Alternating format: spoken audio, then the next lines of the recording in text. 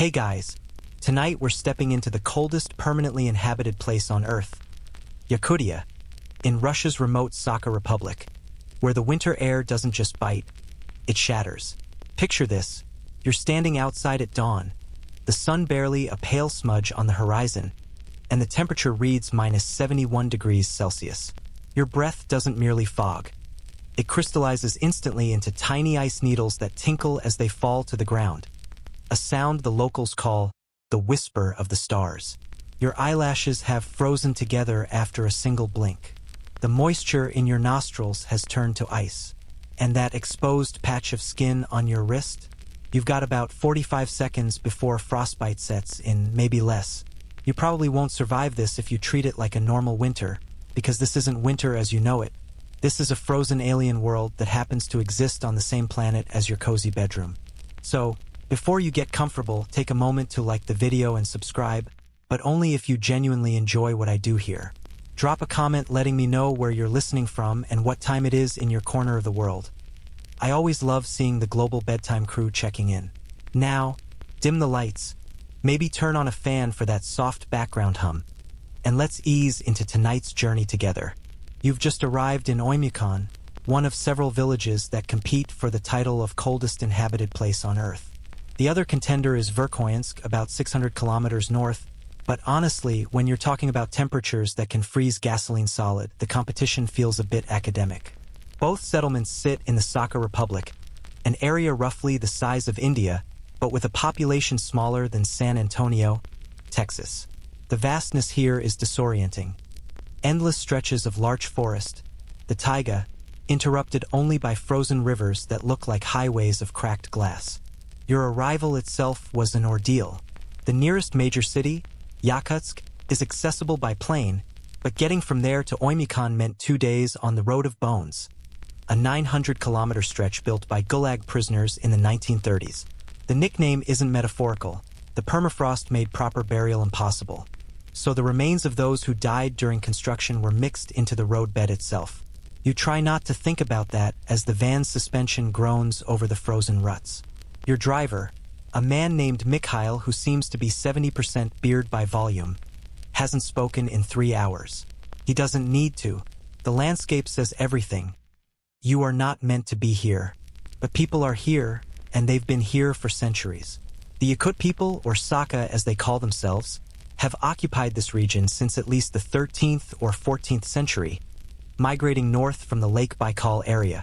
Historians still argue whether they were pushed north by Mongol expansion or drawn by opportunities for horse and cattle breeding in the vast pastures. But either way, they adapted to conditions that would kill most humans in minutes. And they did it without Gore-Tex, without central heating, without the thermal underwear you're currently taking for granted. You step out of the van in front of what will be your home for the winter. A low, log structure that looks almost buried in snow. The cold hits you like a physical wall. Your first breath sears your lungs, and you instinctively pull your scarf over your nose and mouth. But that creates a new problem. The moisture from your breath immediately freezes to the fabric, creating a stiff, icy mask. Mikhail gestures toward the house and says his first words in hours. Inside. Fast. The interior is shockingly warm. Not comfortable by your standards, maybe 15 degrees Celsius, but after the -65 degrees Celsius outside, it feels tropical. A wood stove dominates the single room, its metal sides glowing cherry red. The walls are thick, layered with moss insulation between the logs, and every window is tiny, triple-paned, and covered with thick curtains. This is your crash course in Yakut survival. Minimize heat loss, maximize heat generation, and respect the fact that the world outside is actively trying to kill you. An elderly woman. Mikhail introduces her as Sardana, your host, gestures for you to sit near the stove. She's preparing the evening meal, and you notice immediately that she's working with something you didn't expect. A frozen block of what looks like yellowish-white stone sitting on the wooden counter. She catches your gaze and smiles, revealing several gold teeth, a common sight among older Yakutians. Korb, she says, tapping the block with a heavy knife. Horse fat. This is the cornerstone of survival here, the substance that has kept the Sakha people alive through millennia of winters that would make Antarctica jealous. You're looking at concentrated calories, insulation, cooking medium, lamp fuel, medicine, and cultural heritage all frozen into a single brick. In a place where nothing grows for 8 months of the year, where imported vegetables arrive frozen solid and cost more than caviar, where your body burns thousands of extra calories per day just maintaining its core temperature, fat isn't just food. It's the difference between life and death. Sardana begins the process you'll learn to perform yourself over the coming months. She takes the frozen block, it must weigh 4 or 5 kilograms, and places it in a cast iron pot suspended over a smaller section of the stove, away from direct flame. This is crucial, you'll learn. Apply too much heat too fast, and the fat will smoke, filling the small space with acrid fumes and ruining the taste. Too little, and you'll be waiting hours for it to melt. The technique has been refined over generations, passed from grandmother to granddaughter, a culinary science developed in the harshest laboratory on Earth. While the fat begins its slow transformation from solid to liquid, Sardana tells you, through Mikhail's translation, about the temperature. The official record for Oymyakon is minus 67.7 degrees Celsius, set in 1933, though locals insist it's gotten colder since then, maybe minus 71 degrees Celsius or minus 72 degrees Celsius. The problem is that standard thermometers don't work properly at these extremes. Mercury freezes at minus 39 degrees Celsius, so they use alcohol-based thermometers, but even those become unreliable. Some mornings, people simply know it's below minus 65 degrees Celsius because certain things happen. Car tires develop flat spots overnight and thump rhythmically when you drive. The smoke from chimneys doesn't rise but falls straight down, heavier than the supercooled air. The aurora borealis appears more vivid, crackling with static electricity you can sometimes hear. You ask Sardana how people survived before modern tools, before chainsaws to cut wood or metal stoves to heat homes. She laughs and says something that Mikhail translates as, "They didn't survive.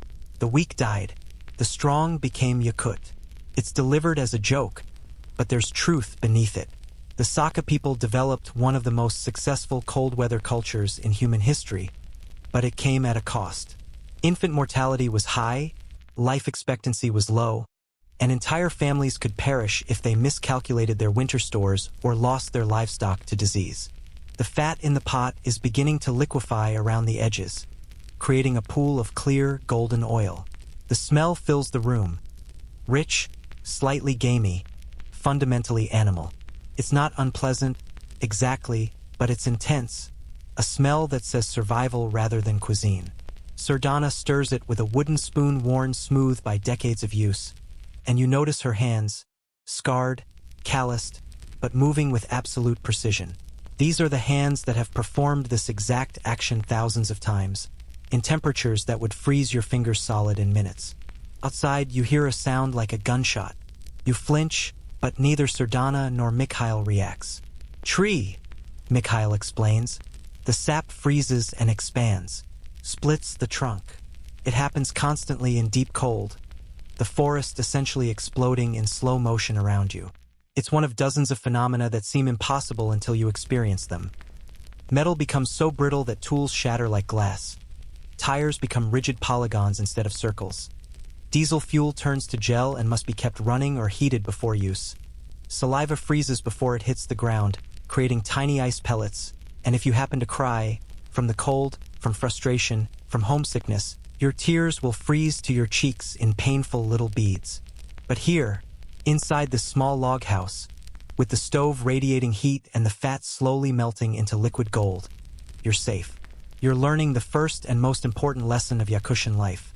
The cold is the constant enemy, but humans have developed technologies, ancient, simple, effective technologies, to fight back. The melting fat in that pot represents 10,000 years of human adaptation, the distilled wisdom of people who refused to abandon this frozen land, who instead bent their entire culture around the question: how do we survive when the world itself wants us dead? Sardana ladles some of the melted fat into a smaller container and sets it aside to cool. Tomorrow, she tells you through Mikhail, you'll use it for breakfast. You'll fry bread in it, mix it into tea, use it to preserve meat and fish. You'll learn to distinguish horse fat from cow fat from reindeer fat, each with its own properties, its own uses, its own place in the complex ecosystem of Yakut cuisine. You'll discover that what seems primitive and brutal from the outside is actually sophisticated and beautiful from within, a complete system of survival developed by people who had no other choice. The temperature outside is still dropping.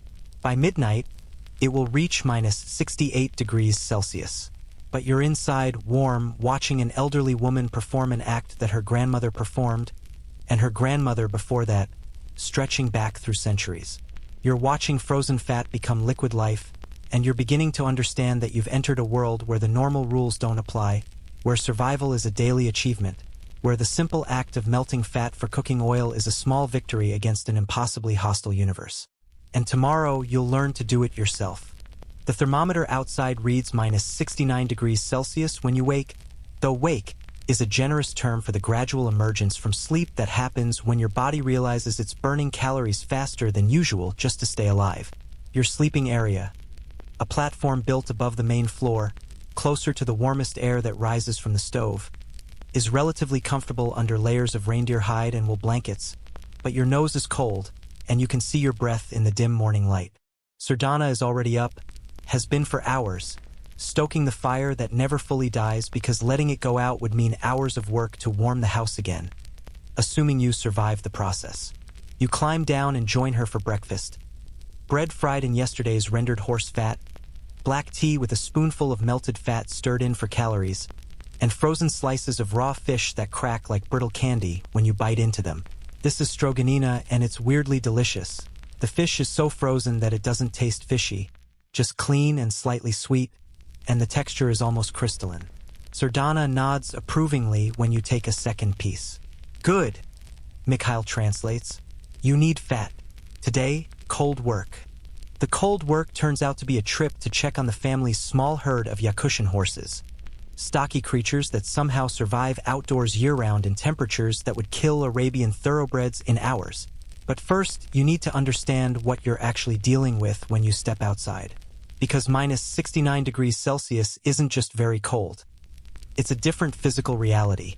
A state where matter behaves in ways your temperate climate brain isn't prepared for. Mikhail takes you to the window and breathes heavily on the glass. Normally, this would create a fog that slowly fades. Here, his breath crystallizes instantly into a white frost pattern that spreads across the pane like frozen lightning. This is ice fog, he explains. When air this cold meets moisture, it doesn't become fog like you know. It becomes ice crystals hanging in air. You'll see this outside. On the coldest days, entire villages disappear into a glittering white cloud that isn't quite fog and isn't quite snow. Just billions of tiny ice particles suspended in air too cold to hold water vapor. He shows you how to dress. First, a thin base layer of merino wool, then a thicker wool layer, then fur, reindeer, or sable, with the hair facing both inward and outward for maximum insulation, then an outer shell of wind-resistant fabric. Your feet get 3 layers of socks inside felt boots called valenki, and those go inside larger boots with an air gap for insulation. Your hands get thin glove liners, then thick mittens, never gloves, because keeping your fingers together shares warmth. Your face gets a scarf wrapped so only your eyes show, and those get protected by goggles to prevent your corneas from literally freezing. You look like astronaut, Mikhail jokes, and he's not wrong. You're wearing roughly 8 kilograms of clothing, and you can barely bend your arms. But this is what survival requires. Historians still argue whether the Saka people's incredibly elaborate traditional winter clothing, which included up to 4 layers of fur, specialized hoods called bashliks, and mittens attached to jackets with straps so they couldn't be lost, was influenced by contacts with Arctic peoples or developed independently. But either way, it represents one of humanity's most successful cold-weather clothing systems. Stepping outside is like stepping onto another planet. The air has weight and texture. It feels thick, almost solid, pressing against your face. Your first breath through the scarf creates a crackling sound as the moisture in your mouth freezes. The world is absolutely silent except for the crunch of snow under your boots, and even that sounds different, sharper, higher pitched, because the snow itself has changed structure. At these temperatures, snow doesn't pack. It's too cold to have the slight surface melt that makes snowballs possible. Instead, it's more like sand, millions of separate ice crystals that squeak and chirp as you walk. The sunlight, when it appears around 10 a.m., is strange, pale, filtered through ice crystals in the upper atmosphere, creating pillars of light and multiple false suns called sundogs. But it provides almost no warmth. The sun is too low on the horizon, the angle too shallow, the air too cold. You're essentially living in a world where the sun has become decorative rather than functional. Mikhail leads you toward the horses area, about 300 meters from the house. Takes 10 minutes to cover this distance, moving slowly to avoid sweating, because sweat in these conditions means death. Any moisture in your clothing will freeze, destroying its insulating properties and creating ice against your skin. This is why traditional Yakut clothing was loose-fitting, allowing air circulation and preventing perspiration buildup. Modern synthetic fabrics that wick moisture? Useless here. They freeze solid. The physics of what's happening around you is genuinely bizarre. Air at -69 degrees Celsius is roughly 15% denser than air at room temperature. This affects everything from how sound travels, faster and sharper, to how much effort it takes to breathe, noticeably more. Your lungs are working harder to process this thick, cold air. The humidity is essentially zero because all moisture has precipitated out as ice crystals. This creates a paradox. The air is incredibly dry, but you're surrounded by ice. Your lips crack and bleed despite the cold. Your nasal passages ache. And then there's what the cold does to materials.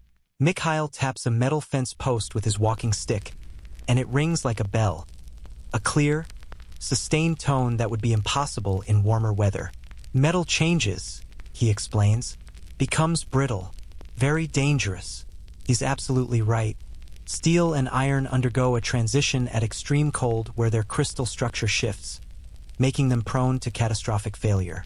There are stories, apocryphal maybe but illustrative, of axes shattering when they strike wood, of knives snapping when used to cut frozen meat, of metal door handles breaking off in people's hands. Your modern understanding of thermodynamics says that cold is just the absence of heat, the slowing of molecular motion. At -69 degrees Celsius, molecules are moving much slower than at room temperature, but they're still moving. They have to be, because absolute zero is -273.15 degrees Celsius, and even Yakutia doesn't get that cold. But the difference is dramatic enough to change how matter behaves. Rubber loses all flexibility and shatters like ceramic. Plastics become rigid and crack. Even your phone, which you've kept in an inside pocket to preserve battery life, would die in minutes if exposed to this cold. You reach the horses, and they're magnificent, shaggy, stocky animals with fur so thick they look almost spherical. They're pawing through the snow to reach the dried grass underneath, a behavior called cratering.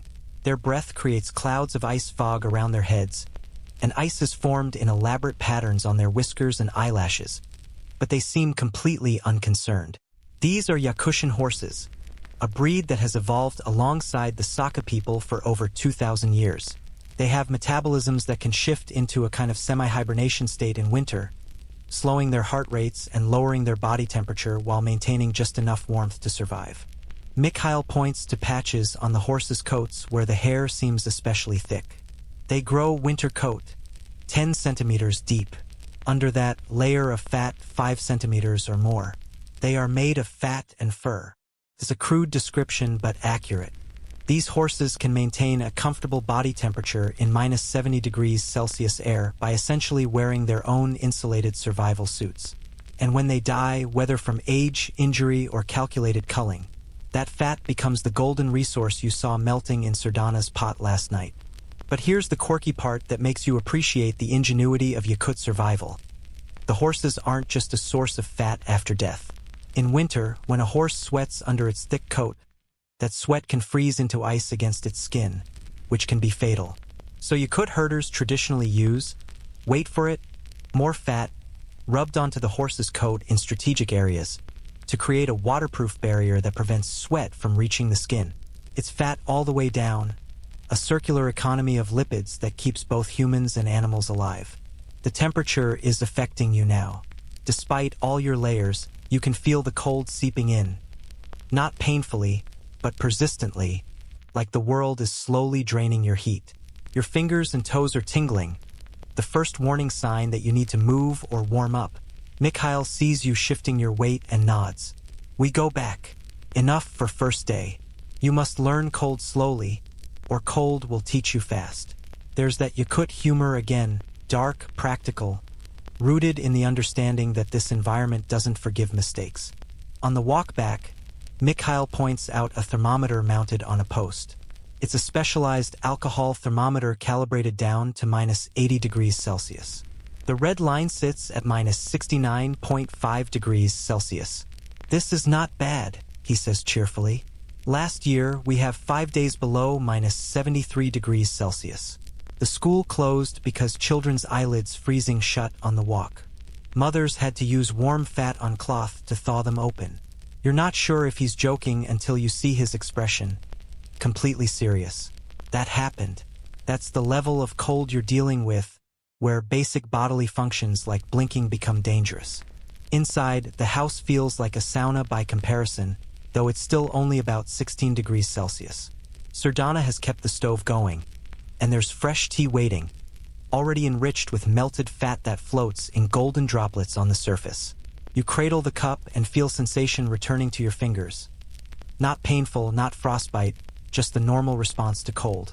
You got lucky this time, stayed out just long enough without crossing the invisible line into danger. Sardana says something, and Mikhail translates. She says you did well. Many outsiders, they panic when they feel the real cold. They breathe too fast, they move too fast, they sweat, they die. You moved like Yakut. Slow, steady, respecting the cold. It's the highest compliment you've received in your life. This acknowledgement from an elderly woman who has survived 70 winters in a place that treats human life as a temporary intrusion. You're beginning to understand that -69 degrees Celsius isn't just a number. It's a fundamentally different state of being. A world where the rules you thought were universal turn out to be merely temperate climate suggestions. Water doesn't flow. It's only solid or vapor. Metal becomes treacherous. Air has weight. Breath has substance. And survival, simple, minute-to-minute survival, requires constant attention, constant respect for the physics of extreme cold. And at the center of that survival, rendered fat waits in its pot. The chemical bonds in those lipid molecules holding energy captured from summer grass, stored in animal flesh, now ready to release as heat and calories in life. You're learning to see it not as primitive or crude, but as elegant, a solution to an impossible problem, refined over millennia, as sophisticated in its own way as any modern technology. Tomorrow, Sardana says you'll learn where the fat comes from, how they select animals, how they harvest and preserve it. But tonight, you're content to sit near the stove, feeling your core temperature stabilize, understanding in your bones what you previously only knew intellectually. That extreme cold isn't just cold. It's a different universe, one where humans survive not by conquering nature, but by learning its harsh rules and adapting with brilliant, simple tools. Like frozen fat, waiting to become liquid gold. The house you're living in, Sardana's home, and before that, her mother's home, and before that, her grandmother's, is a study in survival architecture, though you wouldn't know it from the outside. It looks almost primitive at first glance. A squat log structure half buried in snow, smoke curling from a metal chimney, windows so small they seem like afterthoughts. But after your brief encounter with -69 degrees Celsius yesterday, you're beginning to understand that every feature, every seemingly crude detail, represents a calculated decision in the ongoing battle against cold that wants to kill you. Sardana notices you examining the walls and gestures for you to follow her outside. Briefly, mercifully briefly, to see the exterior construction.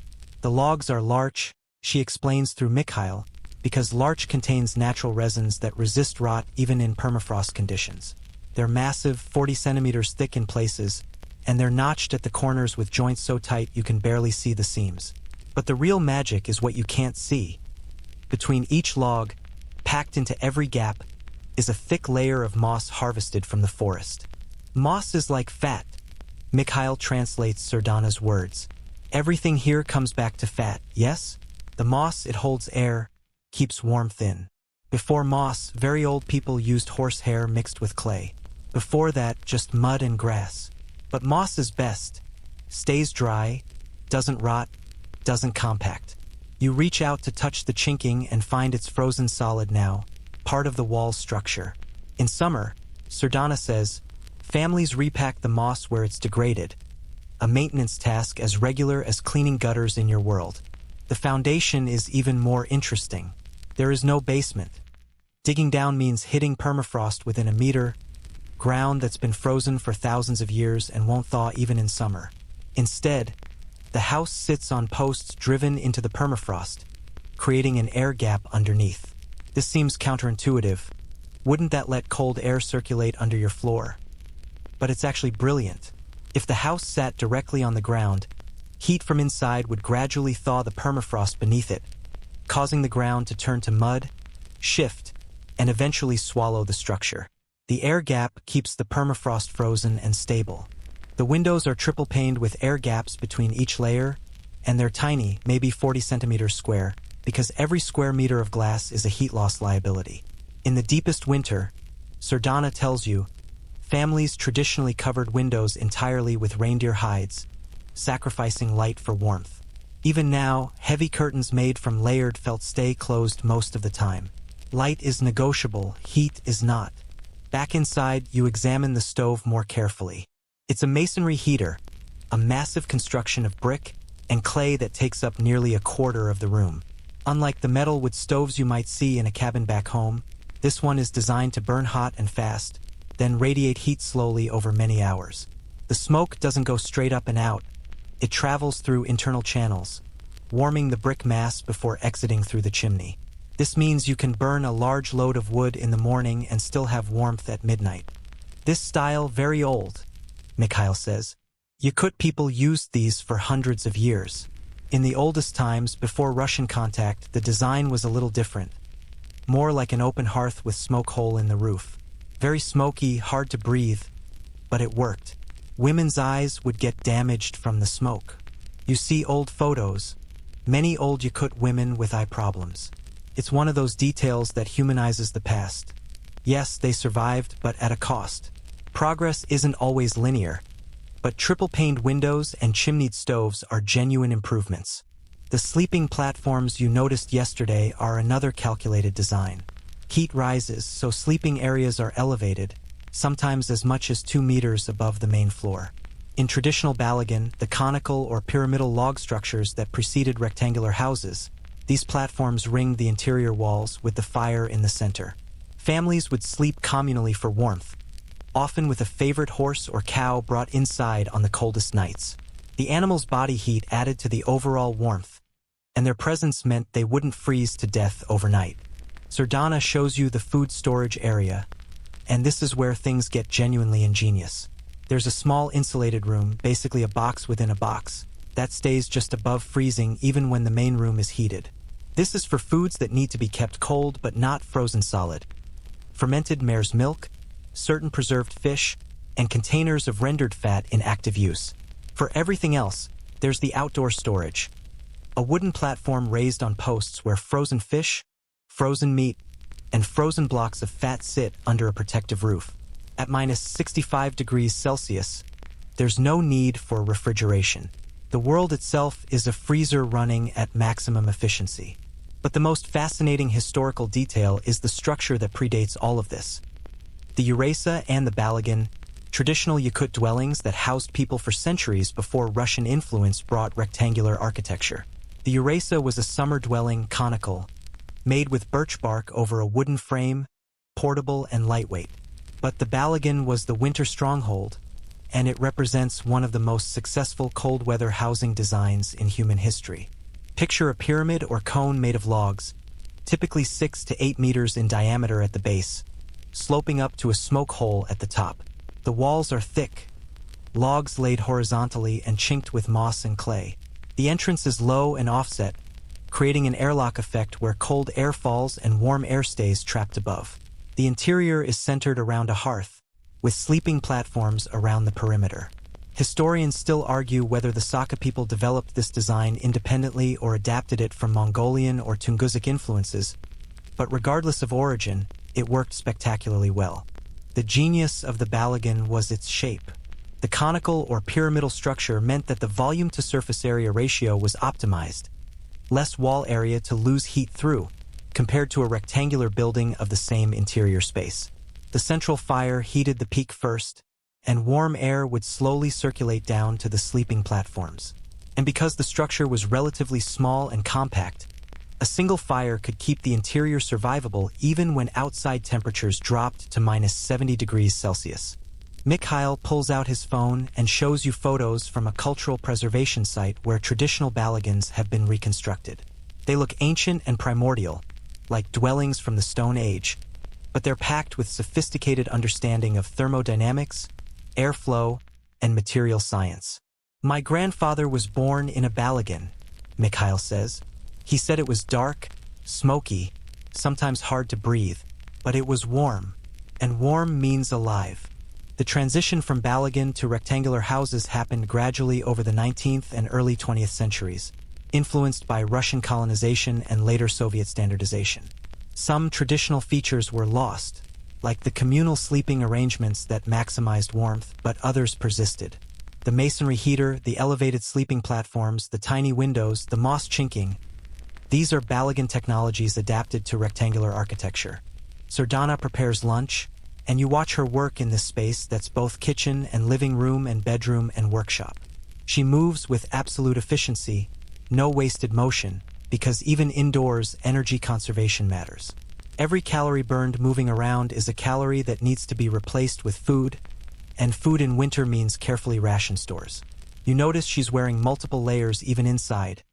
A thin dress, a thicker wool vest, a shawl around her shoulders. The house is warm compared to outside, but it's still only about 15 degrees Celsius, maybe 18 degrees Celsius near the stove. She's making a dish called salamat, and of course it centers on fat. She takes a cup of rendered horse fat from yesterday's batch and heats it in a pan until it's liquid and shimmering. Then she adds flour, expensive, imported flour that arrived on a truck over the road of bones, and stirs constantly as it combines into a thick roux. Milk would be next in a wealthier household, but Sardana uses water, adding it slowly while stirring, creating a porridge-like consistency. The result is pale, simple, and when you taste it, surprisingly satisfying, rich, filling, warming from the inside. It's essentially hot fat paste, and it's delicious in the way that only food designed for extreme survival can be. This was what people ate when there was nothing else, Mikhail explains. No meat, no fish, just fat and flour and water. It would keep you alive. Not happy, but alive. You think about that distinction, the difference between surviving and thriving, between making it through winter and enjoying winter. For most of Yakut history, the goal was simply to see spring again. Outside, you hear that gunshot sound again. A tree splitting in the cold. Inside, the stove radiates gentle heat. This is the duality of life here. Constant threat outside, hard-won safety inside. And the barrier between those two states is just logs and moss and human ingenuity, plus enough rendered fat to keep the fire fed and bellies full. Sardana shows you her fat stores. 5 large blocks, each roughly 5 kilograms, wrapped in cloth and stored in the cold room. This is the reserve that will last until spring, supplemented by whatever meat and fish remain. She rotates through them carefully, using the oldest first, always keeping track. Running out of fat in February would be catastrophic. It would mean burning through other food stores faster, having no cooking oil, no lamp fuel, no medicine for frostbite. It would mean the difference between comfort and desperation. You ask Mikhail how people heat their homes now. Surely some families have modern heating systems, oil furnaces, electric heaters? He laughs. Some houses in Yakutsk, yes. Here, wood. Always wood. Electric heat costs too much and the power goes out. Oil delivery is not reliable. But wood, you can cut wood, you can store wood, wood always works. Plus, wood fire has better heat, it warms you deep. Electric heat just warms the air. There's something profound in this, something about appropriate technology and resilience. The masonry heater burning larch logs is low-tech, labor-intensive, and absolutely reliable. It doesn't depend on supply chains or power grids or global fuel markets. It's a closed loop. Forest provides wood, wood provides heat, ash returns to the earth. Add in fat for cooking and light, and you have a system that's sustained human life in impossible conditions for centuries. As afternoon fades to evening, which happens around 3 p.m. this time of year, Sardana lights an additional heat source. a small oil lamp burning rendered fat. The flame is steady, yellow, warm. It provides light, yes, but also a psychological comfort, a reminder that fire and warmth are under human control. You think about your ancestors, whoever they were, wherever they lived, and realize they probably had something similar. A flame, a hearth, a protected space carved out of a dangerous world. This is what humans do. We make warmth where there is cold, light where there is darkness, home where there is wilderness. The house settles around you, timbers creaking as they contract in the evening cold. Outside, the temperature is dropping toward -72 degrees Celsius, according to Mikhail's check of the thermometer. Inside, you're warm enough to take off one layer, sipping tea enriched with fat, watching Sardana prepare tomorrow's fat blocks for melting. This log structure, this simple human shelter, is holding the line against a hostile universe. And it's winning.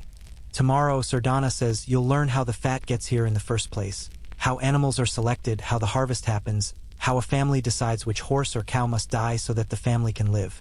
It's the mathematics of survival, ancient and necessary and brutal and beautiful all at once. But tonight, you're grateful for logs and moss, for larch and clay, for the accumulated wisdom of people who refused to leave even when every sensible instinct said to run toward warmth.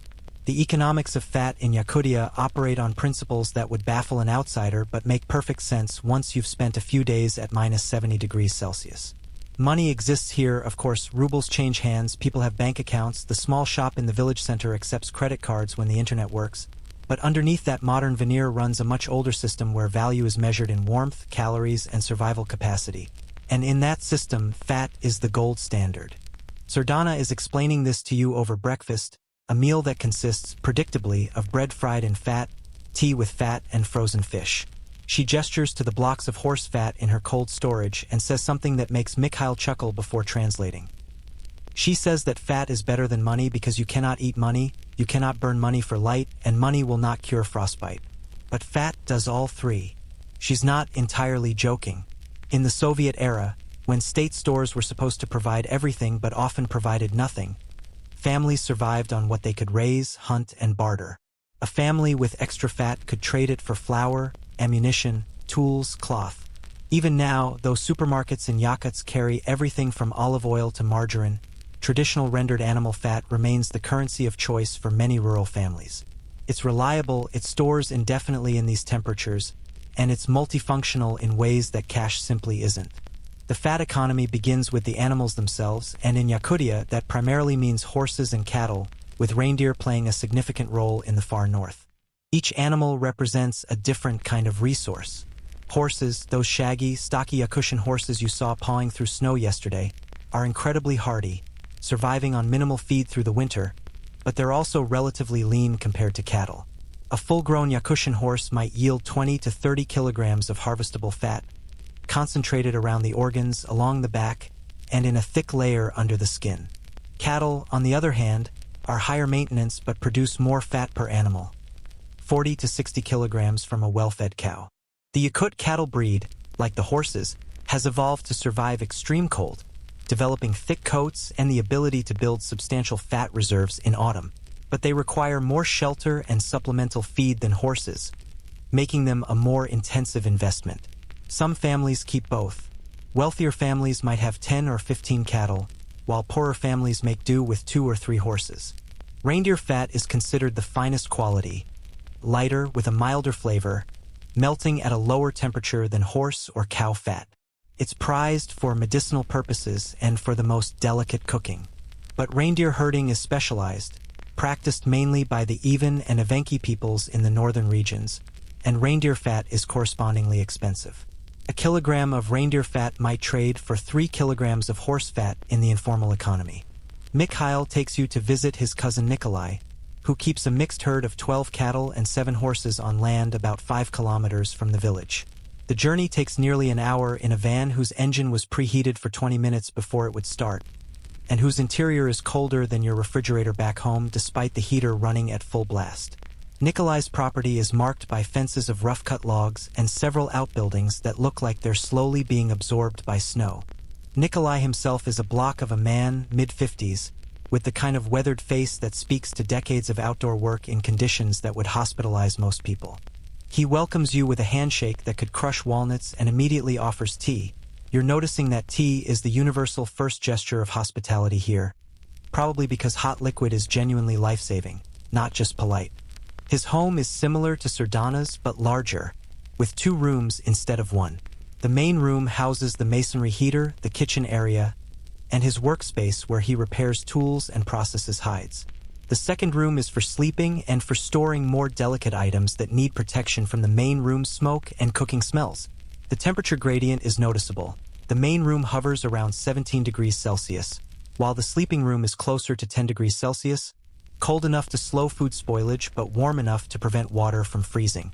He's recently butchered a cow, he tells you, and he's willing to show you how the fat is harvested and processed. This is an opportunity you didn't expect, and you're simultaneously grateful and slightly queasy. You've eaten plenty of meat in your life, obviously, but you've been comfortably distant from the transformation of living animal into food. That distance doesn't exist here. Can't exist here. The cow carcass is hanging in one of the outbuildings, frozen solid, suspended from a roof beam. It's a bizarre sight. The animal is perfectly preserved by the cold. No rot, no smell, just frozen beef in its original shape. Nikolai explains that the slaughter happened 2 weeks ago, during a warm spell when temperatures were only -45 degrees Celsius. Warmer weather makes the work easier. Your hands don't freeze to metal tools quite as fast. The blood flows instead of freezing instantly, and you can work outside for longer periods. He takes a saw and begins cutting away sections, and you realize he's essentially mining the carcass for different resources. Meat comes off in frozen chunks that will be thawed and cooked or eaten raw as stroganina.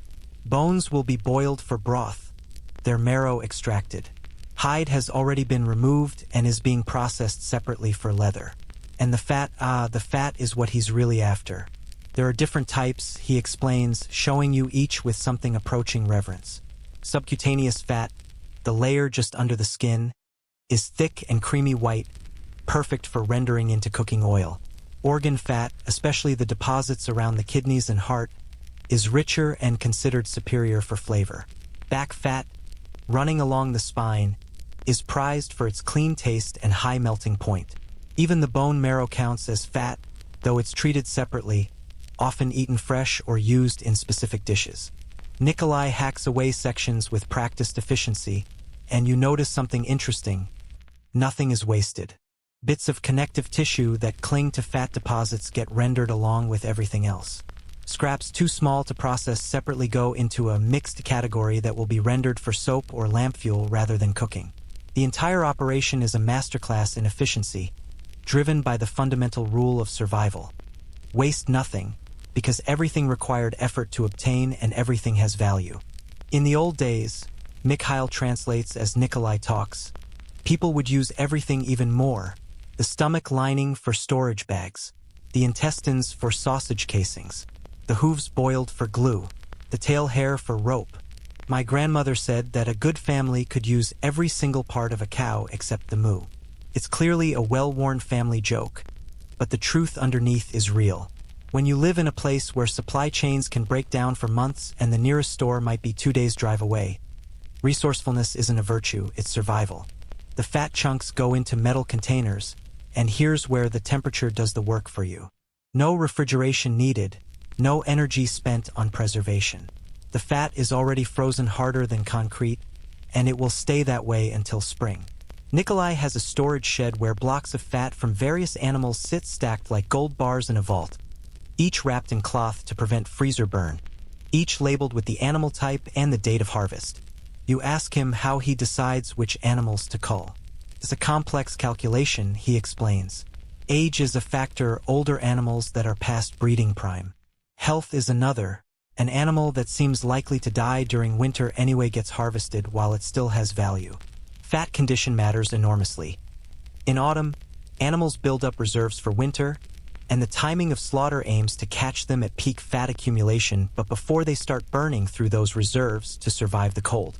But there's also tradition and even superstition in the timing. Some families prefer to slaughter in early winter, others wait until midwinter. Some believe that animals killed during the new moon yield better fat, though Nikolai dismisses this as nonsense. What isn't nonsense is the shared community approach. When a family slaughters an animal, they often share portions with neighbors and relatives, creating an informal network of obligation and reciprocity. Nikolai gave Sardana one of his fat blocks after his cow slaughter, and in return, she'll give him portions when her family slaughters one of their horses in late winter. This is the fat economy in action, not market capitalism, not exactly barter, but something older and more nuanced. It's a social safety net built on relationships and mutual aid, where wealth is measured in blocks of frozen fat that represent not just calories but security, community standing, and the capacity to survive until the sun returns. Historians still argue whether this system of mutual aid is a holdover from ancient Yakut culture or a Soviet-era adaptation developed during the collective farm period. The truth is probably both. Humans have always shared resources in harsh environments, and the Soviet kolkhoz system formalized something that was already happening informally. Either way, it persists even now, decades after the Soviet Union's collapse. Nikolai invites you to help render a batch of the fresh fat, and you move to his outdoor processing area, a covered platform with a fire pit and a large cast iron cauldron. Yes, you'll be working outside in minus 68 degrees Celsius temperatures to render fat. This seems insane until you realize that the smoke, smell, and occasional grease splatters make indoor rendering unpleasant and even dangerous in a small, enclosed space. Better to freeze your fingers for a few hours than fill your living space with acrid smoke for days. The process is straightforward but requires attention. Fat chunks go into the cold cauldron, and a fire is built underneath, carefully, because too much heat too fast will burn the fat instead of melting it. As the cauldron warms, the fat begins to soften, then liquefy, releasing water that steams away and leaving pure, golden oil. The smell is overwhelming, rich, meaty, slightly sweet, fundamentally animal. In the extreme cold, the steam from the cauldron creates spectacular ice fog, and the contrast between the fire's heat and the ambient cold is so extreme that you can feel the temperature gradient like a physical wall. Nikolai stirs with a long wooden paddle, and you take turns, learning the rhythm. Too slow and the fat settles and burns on the bottom. Too fast and you splash hot oil in the fire, causing flare-ups. It takes about 3 hours to fully render 20 kilograms of fat down to perhaps 15 liters of oil. The volume loss represents water and connective tissue that aren't actually fat. The finished product gets strained through cloth into containers and left to cool and solidify. By tomorrow, it will be hard as stone, ready to join the other blocks in storage. This batch will probably last Nikolai's household 2 months, used for every meal, for occasional lamp fuel, for treating frostbitten skin, for greasing tools to prevent rust. 15 liters of rendered fat represents security, the knowledge that there's food and fuel and medicine ready when needed. As you work, you chat with Nikolai about prices. He tells you that a kilogram of horse fat might sell for 200 to 300 rubles in Yakutsk, roughly $3 to $4 USD, while beef fat commands 300 to 400 rubles. Reindeer fat can reach 800 rubles per kilogram. But these are formal market prices. The informal economy operates differently. A kilogram of fat might trade for 5 liters of gasoline, or 3 kilograms of flour, or a bottle of vodka, or 8 hours of mechanical work on your truck. Value is contextual, determined by need and relationship rather than abstract market forces. The sun is setting, which means it's around 2:30 p.m., and the temperature is dropping fast. You've been outside for nearly 4 hours, rotating between the fire's warmth and brief trips to the van to warm up. Your face is numb, your fingers are clumsy even in thick mittens, and you're beginning to understand the sheer physical effort that survival here demands. Every meal, every bit of warmth, every drop of oil requires work. Cold, exhausting, relentless work. But Nikolai seems energized, pleased with the day's production. 15 liters of rendered fat means his family is secure for another season. It means there's surplus to trade or share. It means he fulfilled his role in the complex web of relationships and obligations that keep this community alive through winters that would kill isolated individuals. Back at Sardana's house that evening, you're too tired to do much besides sit near the stove and sip tea. Your muscles ache from the unfamiliar work of stirring heavy paddles and hauling containers. Your lungs feel raw from breathing extreme cold for hours. But you also feel something else, a quiet satisfaction, maybe even a hint of pride. You helped produce something essential. You participated in the fat economy, contributed to the collective survival project that is life in Yakutia. Sardana serves dinner, a stew made with frozen meat, root vegetables that cost a fortune at the village store, and generous amounts of today's fresh-rendered fat for richness. The simple food, but it tastes extraordinary, maybe because you understand now exactly how much work went into every component. Tomorrow, she tells you, you'll learn the finer points of fat preservation and quality assessment. How to recognize good fat from poor fat, how to prevent rancidity, how to store it for maximum longevity. But tonight, you understand the fundamental truth. Fat isn't just food here. It's currency, medicine, fuel, and security, all frozen into blocks of compressed survival. It's the physical manifestation of summer's abundance stored against winter's scarcity. It's life itself, rendered and ready. Morning arrives with Sardana already at work, and today's lesson begins before you've even finished your fat-enriched tea. She's laid out 3 blocks of rendered fat on the wooden counter, each from a different animal and a different time. This, she explains through Mikhail, is your education in quality assessment, learning to read fat the way a jeweler reads gemstones, understanding that not all fat is created equal and that survival might depend on knowing the difference. The first block is from a horse slaughtered last autumn, right after the animals had spent summer grazing on the open grasslands. Sardana cuts a thin slice with a knife that's been warmed near the stove. Cold knives stick to frozen fat and make cutting nearly impossible. The fat is pale yellow, almost white, with a clean, slightly sweet smell. She holds it up to the light coming through the small window, and you can see it's translucent, no dark spots or discoloration. "This is excellent," Mikhail translates. "Horse in autumn, fat from good grass. This will keep for 2 years, maybe 3. The second block is beef fat from winter slaughter, darker and slightly grainy in texture. Still good, Sardana assures you, but not ideal. Winter-slaughtered animals have already started burning their fat reserves to survive the cold, so the fat is less abundant and sometimes has a different composition. More water content, more connective tissue mixed in. It will keep for 1 year, maybe 18 months, and it's perfectly fine for cooking but not the best choice for medicinal uses or lamp fuel. The third block makes Sardana frown. It's from a horse that died unexpectedly. Disease, injury, something that meant emergency slaughter rather than planned harvest. The fat is grayish with dark spots throughout, and when she cuts it, the smell is off. Not rotten exactly, but sour, unpleasant. "This is bad fat." Mikhail translates unnecessarily because her expression says everything. You can use for soap, maybe for greasing tools, but not for eating. Animal was sick. Fat shows the sickness. This is knowledge that's literally life or death. Eating contaminated fat can cause illness, and illness in winter in Yakutia is exponentially more dangerous than illness in a place with hospitals and antibiotics and reliable transportation. A severe case of food poisoning here could kill you, not from the poisoning itself but from the dehydration, weakness, and exposure that follow. So families learn to read fat the way sailors learn to read the sea, looking for subtle signs of danger hidden beneath the surface. Sardana shows you the proper storage technique. Each block gets wrapped in clean cotton cloth, not plastic, which can trap moisture and cause degradation, but breathable fabric that allows air circulation while protecting from contamination. The wrapped blocks go into wooden boxes in the cold storage room, arranged by quality and age. The best fat, the autumn harvest horse and cattle fat, goes in one box. Winter harvest fat in another. Reindeer fat, precious and rare, gets its own special container.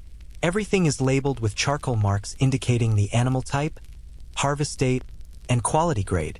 In the old days, before writing was common, families used different wrapping patterns to mark their fat. Mikhail explains, showing you a traditional method where the cloth is tied with specific knots. One pattern for horse, another for cattle, a third for reindeer. My great-grandmother could tell everything about a fat block just by feeling the knots in the dark. She stored fat in an underground cellar dug into permafrost, and she never confused the blocks even though she couldn't see them. Those permafrost cellars are another piece of ingenious adaptation. Dig down through the active layer, the top meter or so of soil that thaws in summer, and you hit permafrost that's been frozen for thousands of years. Carve out a chamber in that ancient ice, and you have a storage space that maintains a constant -5 degrees Celsius to -10 degrees Celsius year-round. Perfect for long-term food storage, better than any electric freezer, and it runs on absolutely zero energy except the initial labor of digging. Nikolai's family has one of these cellars, Mikhail tells you, dug by his grandfather in the 1950s. It's still in use, storing not just fat but frozen fish, frozen berries, frozen meat, frozen milk, an entire pantry frozen in time. Some families have permafrost cellars that are 3 or 4 generations old. Hand-dug chambers that represent hundreds of hours of brutal labor, but provide reliable storage essentially forever. But even in these perfect storage conditions, fat quality degrades over time. Sardana shows you the signs of oxidation, a darker color, a smell that's gone from sweet to acrid, a texture that's become crumbly rather than smooth. Oxidized fat is still usable for some purposes, she explains, but the nutritional value drops and the taste deteriorates. For cooking, you want fat that's less than a year old. For medicine and lamp fuel, 2-year-old fat is acceptable. Beyond that, it's soap and tool grease. The prevention of oxidation is partly about storage conditions, keeping fat cold, dry, and away from light, but it's also about the initial rendering process. Properly rendered fat has been heated enough to drive off water and kill bacteria, but not so hot that it starts to break down chemically. The sweet spot is around 90 to 100 degrees Celsius, maintained for at least an hour. Too cool and you get incomplete rendering with water content that promotes bacterial growth. Too hot and you start damaging the fat molecules themselves, creating compounds that taste bad and go rancid faster. Sardana sets up a rendering demonstration using a small pot and a batch of raw fat chunks. She positions the pot at the edge of the stove's hottest zone and adds the fat, then immediately begins the long process of stirring and monitoring. Every few minutes, she adjusts the pot's position, closer to the heat if the melting is too slow, farther away if it starts to smoke. The goal is a slow, steady liquefaction with constant gentle bubbling but no violent boiling. Watch the color. Mikhail translates her instructions. When it turns golden like honey, it's good. If it goes dark like tea, you've burned it. If it stays cloudy like milk, there's still water in it. You watch the transformation happen over the course of an hour, the solid chunks gradually shrinking, the liquid pool growing, the color shifting from opaque white to translucent gold. Small bits of connective tissue float to the top and get skimmed off with a slotted spoon. These cracklings, called shkvarki in Russian, are crispy, salty, and surprisingly delicious. A snack that children fight over, Sardana says with a smile. The temperature monitoring is done entirely by eye and experience. No thermometers, no precise measurements, just the accumulated wisdom of someone who's been rendering fat since she was a child watching her mother do it. She can tell the temperature by the size of the bubbles, the sound of the sizzle, the smell of the steam. It's folk science, but it's absolutely rigorous. One mistake and you've wasted precious resources. Once the rendering is complete, the hot liquid fat gets strained through multiple layers of cloth to remove any remaining solids. This step is crucial for long-term storage because any protein or tissue left in the fat will decompose and cause rancidity. The straining produces fat so clear you can almost read through it like looking through amber. This is the gold standard, the product that will keep for years and taste clean and sweet whenever it's used. Sardana pours the strained fat into a shallow wooden tray to cool and solidify. As it cools, it turns opaque again, that translucent gold becoming creamy white. Once it's fully solid, it will be cut into blocks and wrapped for storage. The entire process, from raw chunks to wrapped blocks, takes about 3 hours and requires constant attention. It's labor-intensive, but the alternative, buying imported oils that cost 10 times as much and might not even be available when supply trucks can't get through, makes the effort worthwhile. You ask about preservation techniques beyond just cold storage. Are there traditional methods to extend fat's shelf life? Mikhail translates your question, and Sardana's face lights up. She goes to her storage area and returns with a small container of fat that's been mixed with crushed dried berries. Cloudberries, she says, which contain natural preservatives and antioxidants.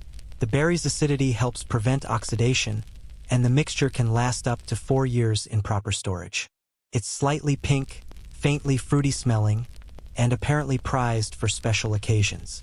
Another traditional preservation method involves sealing fat in the clean stomach or intestines of the slaughtered animal, creating an airtight package that prevents oxidation. These fat sausages were traditionally buried in permafrost for long-term storage, sometimes for decades. Families would slaughter an animal, render the fat, seal it in natural casings, and bury it as an emergency reserve. There are stories, possibly apocryphal, possibly true, of people discovering their grandparents' buried fat caches and finding them still perfectly edible after 30 or 40 years. The quality assessment extends to recognizing contamination sources. Sardana shows you fat that's been exposed to wood smoke. It has a grayish tinge and a smoky smell that's fine if you like that flavor but ruins the fat's versatility. Fat that's been stored near strong-smelling substances like gasoline or onions absorbs those odors and becomes unusable for many purposes. Fat that's undergone freeze-thaw cycles, rare here, but possible during autumn or spring when temperatures fluctuate, develops a grainy texture and deteriorates faster. There's also the question of fat from different parts of the animal having different properties. Back fat is prized for its high melting point and clean flavor. It's what you want for frying because it can withstand high heat without smoking. Organ fat melts at a lower temperature and is richer, better for enriching stews or making pastries. Subcutaneous fat is middle of the road, good for general purposes.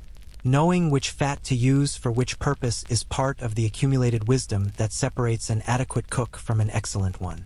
Mikhail tells you about his aunt, who was famous throughout the region for her fat rendering skills. She could render fat so pure and clean that it was almost odorless, and it would keep for 5 years without any quality loss. When she died, she tried to pass on her techniques, but nobody could quite replicate her results. Some people have a gift, Mikhail says with a shrug. Maybe it was her timing, maybe her temperature control, maybe just something in her hands. We'll never know. This raises an interesting point about knowledge transmission in traditional cultures. So much of Yakut survival technology exists as embodied knowledge, things you learn by doing, by watching, by failing and trying again. Written recipes and instructions can only capture part of it. The rest lives in muscle memory, in sensory experience, in the tacit understanding of how things should look and smell and feel. Every time an elder dies without passing on their specific techniques, some of that knowledge is lost forever. But some knowledge is being preserved and even expanded. Sardana shows you a notebook where she's recorded her observations about fat rendering over 40 years. Which wood species produce the best fire for even heating, larch and birch? Which pots work best? Cast iron and copper, never aluminum. Which times of day are optimal for outdoor rendering, late morning when the fire's heat fights less against the cold? Even notes about how moon phases seem to correlate with fat quality, though she admits this might be superstition. The notebook is written in a mixture of Russian and Yakut, with some entries in what Mikhail identifies as her own personal shorthand. It's a scientific journal in the truest sense, careful observations, repeated experiments, conclusions drawn from evidence. It's also a cultural artifact, a record of one woman's lifetime of engagement with the fundamental technology that keeps her people alive. As afternoon settles in, the sun already low on the horizon though it's barely 1 p.m., Sardana packs away the demonstration materials and adds the fresh-rendered fat to her stores. You've learned to see what you couldn't see before. That fat quality exists on a spectrum from excellent to unusable, that storage is a science requiring attention to detail, that the difference between eating well and eating poorly might come down to knowing how hot your rendering pot should be. You've also learned something deeper, that survival in extreme environments requires excellence, not just competence. You can't afford to be sloppy with fat rendering when your family's winter nutrition depends on it. You can't guess at storage techniques when rancid fat might mean illness and death. The margin for error is too small, the consequences too severe. That night, dinner includes fresh stroganina made from fish caught last autumn and a soup enriched with fat so pure and well rendered that it adds richness without any off flavors.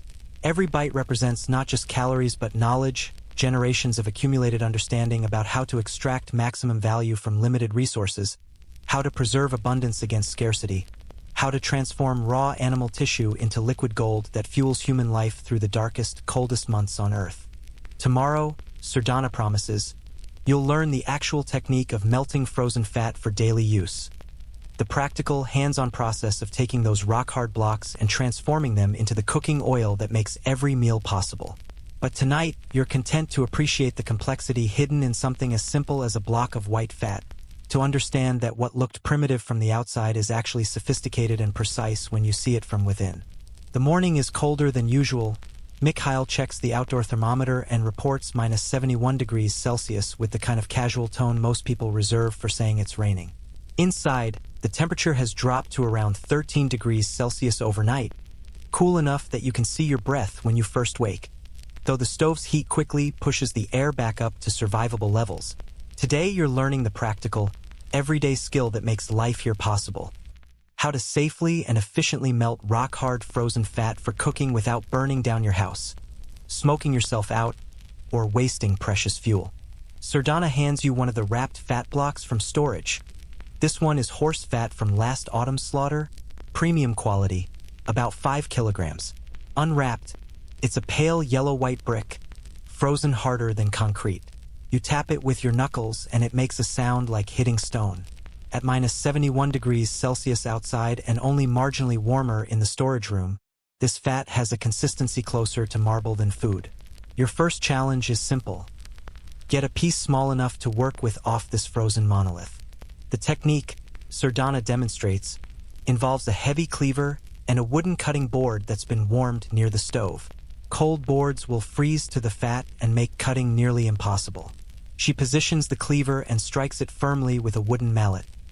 Not hacking wildly, but precise, controlled hits that gradually drive the blade through. After 4 or 5 strikes, a chunk about the size of your fist breaks free. She hands you the cleaver and mallet and gestures. Your turn. Your first attempt is comically bad.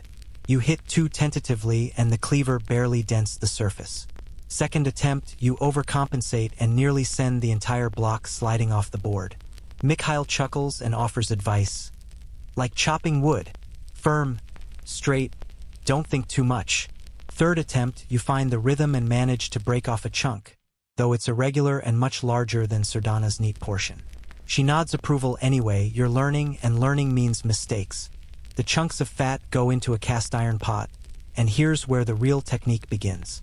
The pot itself has been positioned carefully on the stove, not directly over the hottest part where the fire burns, but offset to the side where the heat is strong but not scorching. This is absolutely critical, Sardana emphasizes. Put frozen fat directly over high heat and you'll get a disaster. The bottom will scorch and smoke while the top remains frozen, creating acrid fumes that fill the house and ruin the fat's flavor. She adds the frozen chunks to the cold pot. Never add frozen fat to an already hot pot, which can cause dangerous spattering and uneven melting. Then she simply waits, letting the pot warm gradually along with its contents. Patience, Mikhail translates. This is the most important ingredient. Hurry with fat. Fat will punish you. You watch for the first 10 minutes and nothing seems to happen. The chunks sit there, inert, unchanged. Then, gradually, you notice the edges starting to glisten, a slight softening, the beginning of transformation from solid to liquid. The chunks start to settle as their bottom surfaces melt, creating small pools of clear golden oil. The smell begins to emerge, that rich, slightly gamey, fundamentally animal aroma that says warmth and calories and survival. After 20 minutes, the melting has accelerated. The chunks are half their original size, floating in a growing pool of liquid fat. Sardana stirs gently with a wooden spoon. Always wooden, never metal, because metal conducts heat too well and can create hot spots that scorch the fat. The stirring distributes heat evenly and prevents any piece from sitting too long in contact with the pot's bottom. But here's the tricky part. The pot's position needs constant adjustment as the melting progresses. Initially, when everything is frozen, you want more heat to get the process started. But as more fat liquefies, it conducts heat better, and you need to pull back to avoid overheating. Sardana demonstrates this dance, sliding the pot incrementally away from the hottest zone, reading the temperature through the sound of the bubbling. A gentle simmer is perfect, A vigorous boil means you've gone too far. Listen to the fat, she says through Mikhail.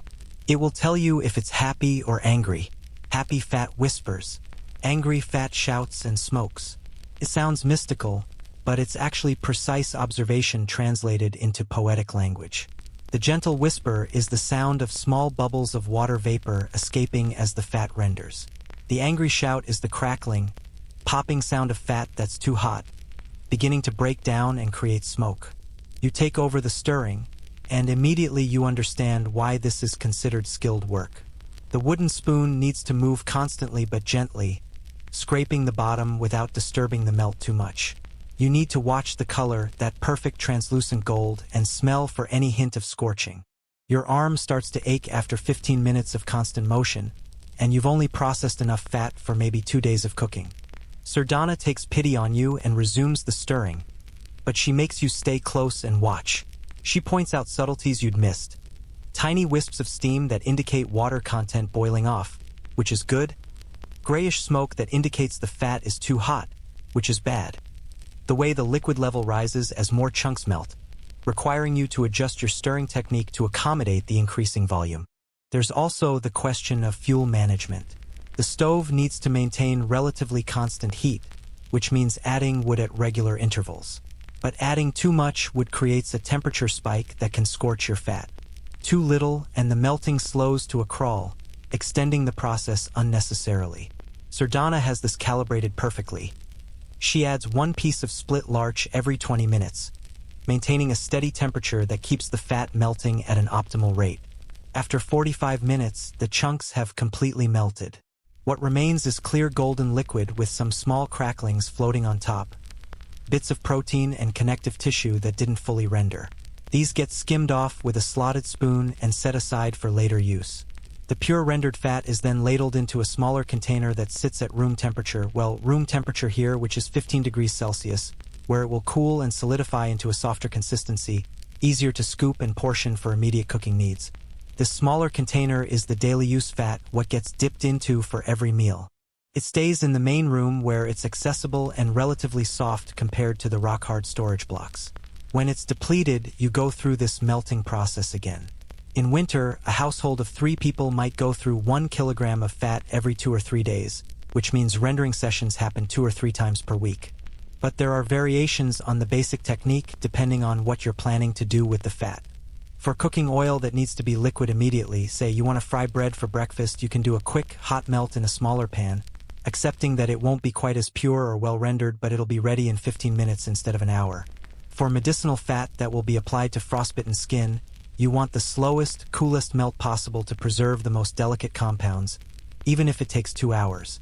For lamp fuel, yes, rendered fat can be burned for light. You want a very pure, hot render that drives off all water content, because water in lamp fuel causes dangerous sputtering and smoking. Sardana shows you her fat lamp, a simple clay dish with a wick made from braided cotton fabric. She fills it with highly rendered fat, lights the wick, and a steady yellow flame appears, providing light roughly equivalent to a candle. It's dim by modern standards, but in a world without electricity, it's the difference between darkness and being able to see. The lamp burns with a faint animal smell. Not unpleasant, but definitely noticeable. In traditional times, houses would have multiple fat lamps burning through the long winter nights, creating a warm, flickering light and adding a tiny bit of heat to the overall warmth budget. Historians still argue whether the transition to kerosene lamps in the late 19th and early 20th centuries represented progress or loss. Kerosene burned brighter and cleaner, but it had to be purchased and could run out, while fat was something families could produce themselves. Mikhail tells you about his grandfather's stories of winter nights lit only by fat lamps. The whole family gathered in the warm zone near the stove, children doing homework by lamplight while adults repaired tools and clothing. He said the light was alive in a way electric lights aren't. It moved, it breathed, it felt like a companion in the darkness. It's a romantic description, but you can see the appeal. There's something fundamentally human about a flame, a connection to 10,000 years of humans sitting around fires while the darkness pressed in. But back to the practical matters of daily fat melting. The process produces byproducts that all have uses. The skimmed cracklings, those crispy protein bits, get saved and added to bread dough for flavor and nutrition. The smallest particles that settle to the bottom of the pot and can't be easily skimmed get incorporated into soap. Mixed with lye and water, they'll create a basic cleaning soap that's harsh but effective. Absolutely nothing goes to waste. Sardana shows you the soap-making setup, though she won't do a full batch today. It's a once-a-month activity, taking lower-quality fat and the accumulated cracklings and rendering them with wood ash lye into gray blocks of soap that work for laundry, dishwashing, and basic bathing. The soap isn't fancy. No fragrances, no moisturizers, just fat and lye doing their chemical dance to create something that removes dirt and grease. But it's soap you made yourself from materials you produced yourself, independent of supply chains and market prices. The temperature management extends to cooling as well. If you let rendered fat cool too quickly, it can develop a grainy texture as the different fats crystallize at different rates. For the smoothest consistency, you want slow cooling at room temperature, which here means setting the container somewhere away from the stove but not in the cold storage. The fat will solidify over 2 or 3 hours, ending up with a smooth, spreadable consistency perfect for cooking. You practice the entire sequence again with Sardana supervising. Select a block, chip off portions with cleaver and mallet, arrange in cold pot, position on stove, monitor temperature, adjust position, stir constantly, skim cracklings, ladle into container, set aside to cool. Each step matters. Each step is a point where mistakes can happen. But each step is also learnable, improvable, a skill you can develop with practice.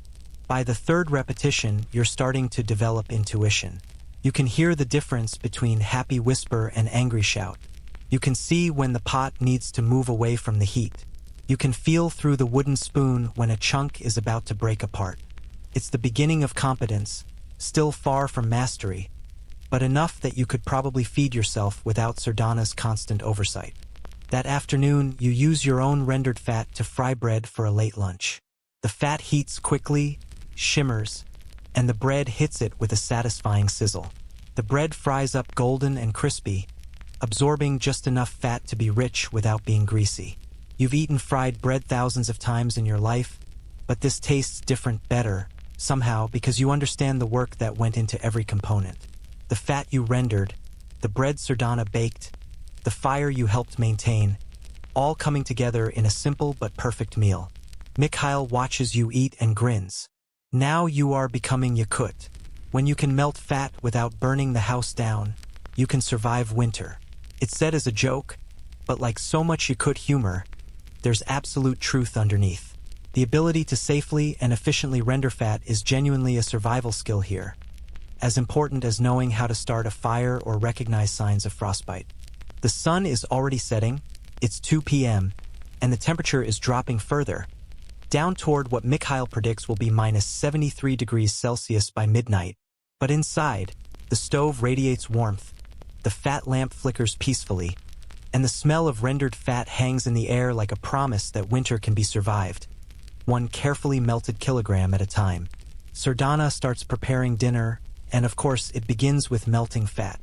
You watch her work with new appreciation, seeing not just cooking but a complex technical process refined over centuries, optimized for an environment where mistakes can be deadly and excellence is the baseline for survival. The pot goes on the stove, the chunks go in the pot, the wooden spoon begins its patient stirring, and the ancient dance of transforming frozen fat into liquid life continues, as it has every day in every household, for as long as humans have lived in this impossible place. Tomorrow, you'll learn what gets cooked with all this rendered fat, the traditional dishes that have sustained the Yakut people through millennia of minus 70 degrees Celsius winters. But tonight, you're content to have mastered the foundation, to know that you could, if necessary, take a frozen block and turn it into the golden oil that makes everything else possible. The kitchen work begins before dawn, which in late December means around 9 a.m., with Sardana already melting fat for the day's meals. You've graduated from observer to assistant, and this morning your job is to prepare the pot while she gathers ingredients from the cold storage. The routine is becoming familiar. Warm the cutting board near the stove, chip portions from the storage block, arrange them in the cast iron pot, position it in the optimal heat zone, and begin the patient process of transformation from solid to liquid. Today's menu is traditional Yakut cuisine, dishes that have kept people alive through countless winters, all of them built around rendered fat as the essential cooking medium. In a place where olive oil costs more than champagne and butter has to be imported from thousands of kilometers away, animal fat isn't just a cooking ingredient.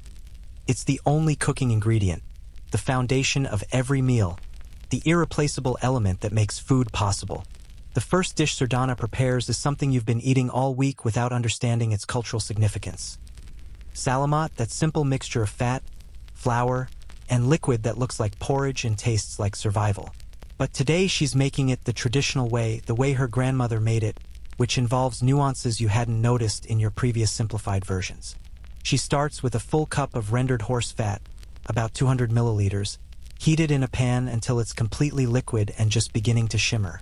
Then comes rye flour, added slowly while stirring constantly. The ratio matters enormously. Too much flour and you get a dry, crumbly mess. Too little and it never thickens properly. Sardana eyeballs it with the confidence of someone who's made this dish thousands of times, adding flour until the consistency looks right. A thick paste that moves slowly but doesn't stick to the pan. The stirring is crucial. Stop for even 30 seconds and the flour will scorch on the bottom, creating burnt spots that ruin the entire batch. Your arm starts aching after 5 minutes of constant motion, fighting the thick resistance of the flour-fat mixture. Sardana takes over without comment, her old arms still strong from decades of this exact motion, and continues stirring while the mixture slowly darkens from pale yellow to golden brown. The color tells you when it's ready, Mikhail translates. Too pale and the flour is raw, tastes like paste.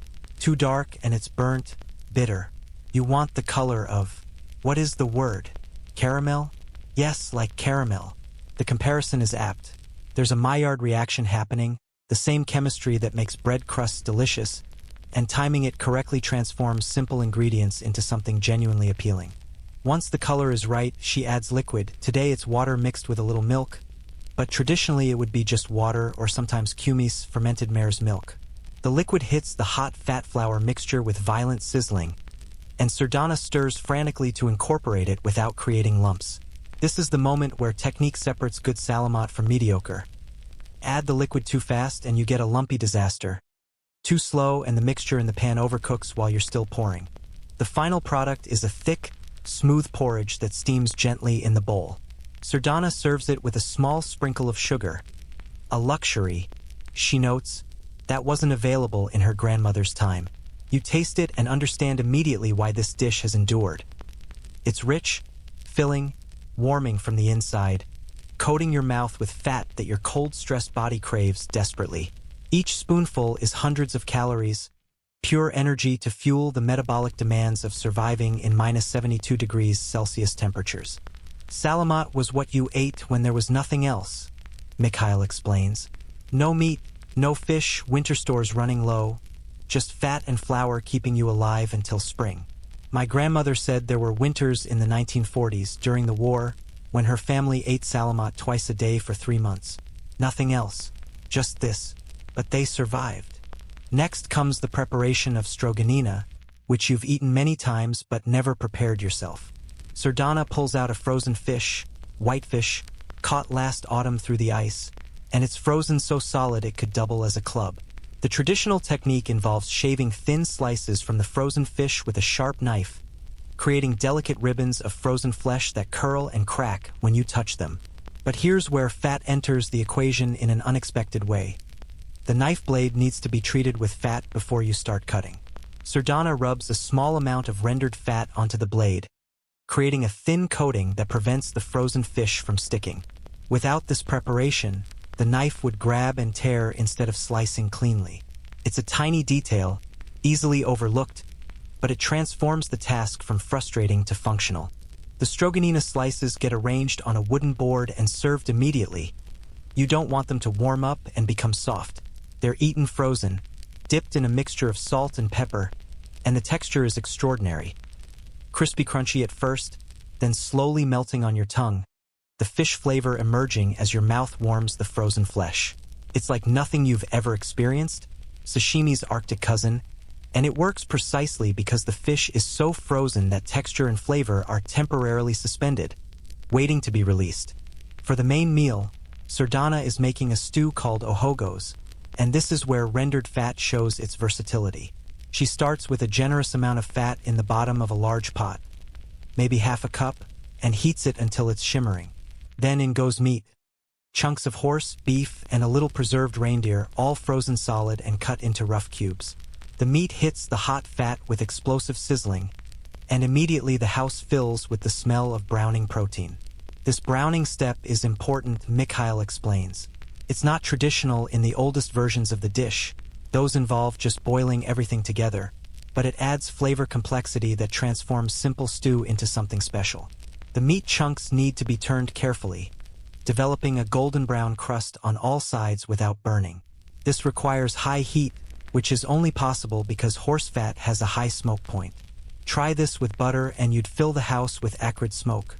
With rendered animal fat, you get clean browning. Once the meat is browned, Sardana adds root vegetables. Potatoes, carrots, turnips, even some preserved wild onions. These are expensive. Vegetables don't grow here in winter and everything must be imported. But a little goes a long way in enriching the stew. More fat goes in because vegetables need fat to cook properly, to soften and integrate their flavors. Then water, salt, and a long, slow simmer that fills the house with rich, meaty aromas. While the stew cooks, Sardana makes bread, and once again, fat is central to the process. The dough is basic: flour, water, a little salt, some sourdough starter that's been maintained for years, living in a jar near the warm stove. But the fat content makes Yakut bread distinctive. She works rendered fat directly into the dough, maybe 20% fat by weight, creating a dough that's richer and more tender than standard bread. The bread gets shaped into rounds and fried, not baked, fried, in a shallow pan with more rendered fat. This produces a bread that's crispy on the outside, soft and rich on the inside, golden and glistening with absorbed fat. It's calorie-dense, which is exactly what you need when your body is burning an extra 1,500 calories per day just maintaining core temperature. Modern nutritionists would probably have a heart attack looking at the fat content, but modern nutritionists aren't trying to survive in minus 72 degrees Celsius. Mikhail tears off a piece of the still warm bread and hands it to you. This is real Yakut food, not the fancy restaurant stuff in Yakutsk where they make it for tourists. This is what people actually eat. Fat and flour and not much else, but it works. He's right. The bread is delicious in a fundamental, satisfying way, each bite coating your mouth with rich fat that your cold, stressed body recognizes as exactly what it needs. The stew finishes cooking, and Sardana ladles it into bowls. The broth is golden with fat, glistening droplets floating on the surface. The meat is tender, nearly falling apart. The vegetables have absorbed the meaty richness. It's simple food, but it's also perfect food for this environment: hot, fatty, protein-rich, designed to fuel bodies that are working at the absolute edge of human survival capacity.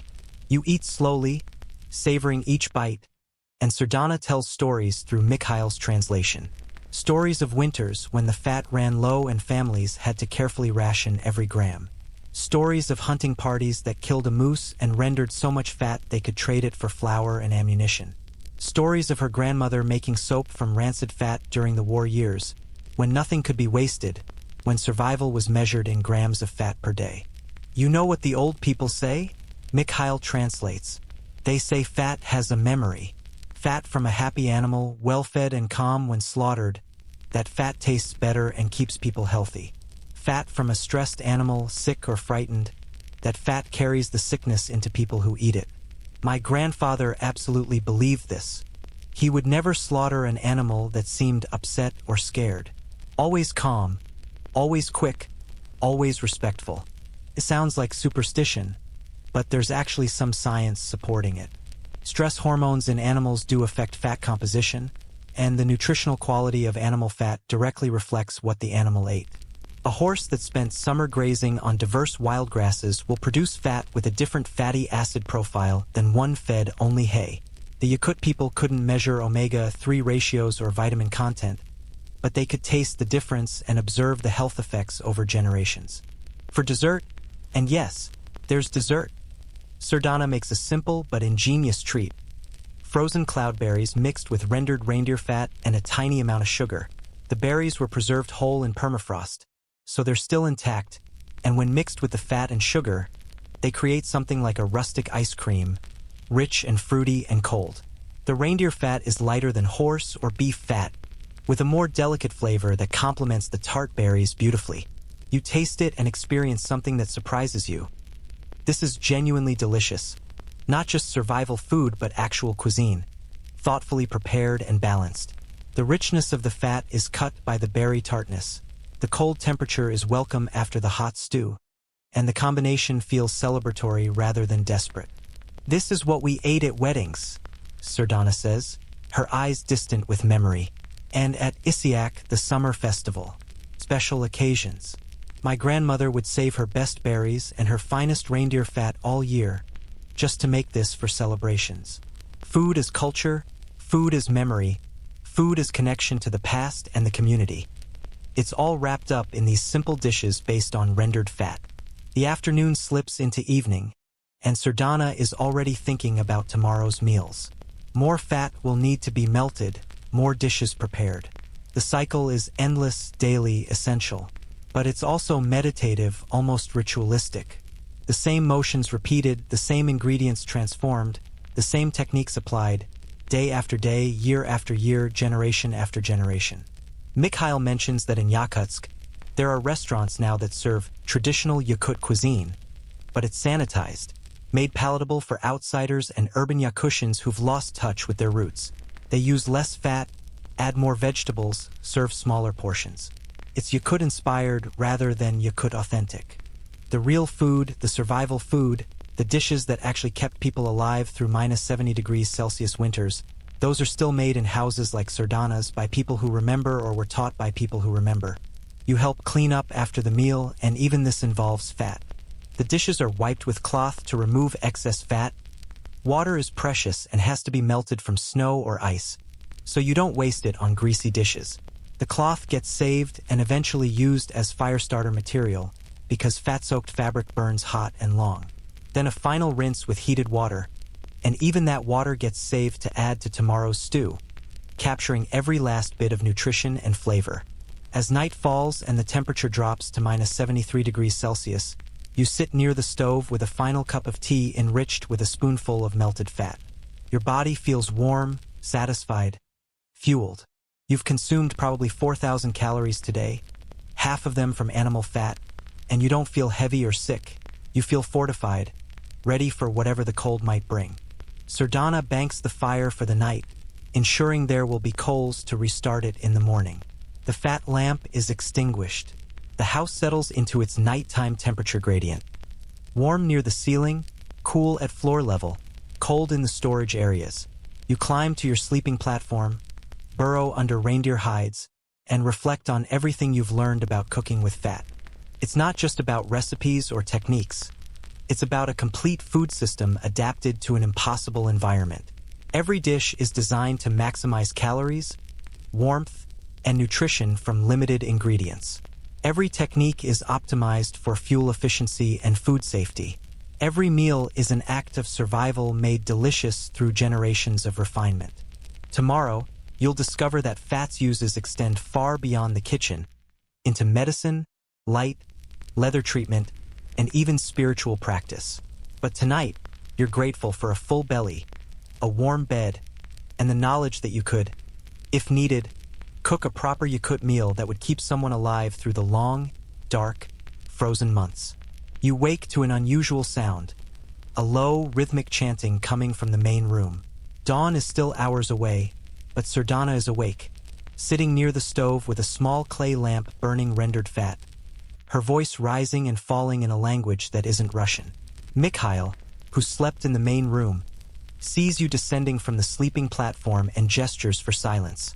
"She's praying," he whispers, "thanking the spirits for the animals that gave their fat." Old tradition. Very few people still do this. You watch quietly as Sardana completes her ritual, placing a small piece of fat into the lamp's flame where it sizzles and releases fragrant smoke. The prayer ends, and she notices you watching. She smiles, not embarrassed, and says something that Mikhail translates. The animals give us everything. The least we can do is remember them with respect.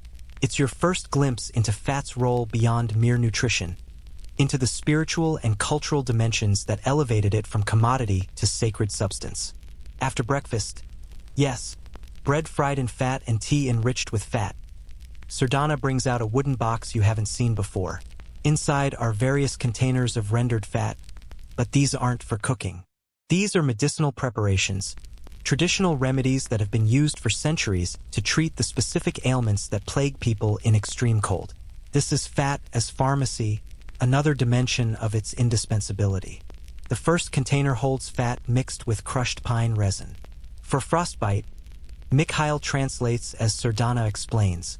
You warm it gently, just until soft, then apply to the frozen skin. The fat helps the skin warm slowly, prevents tissue damage.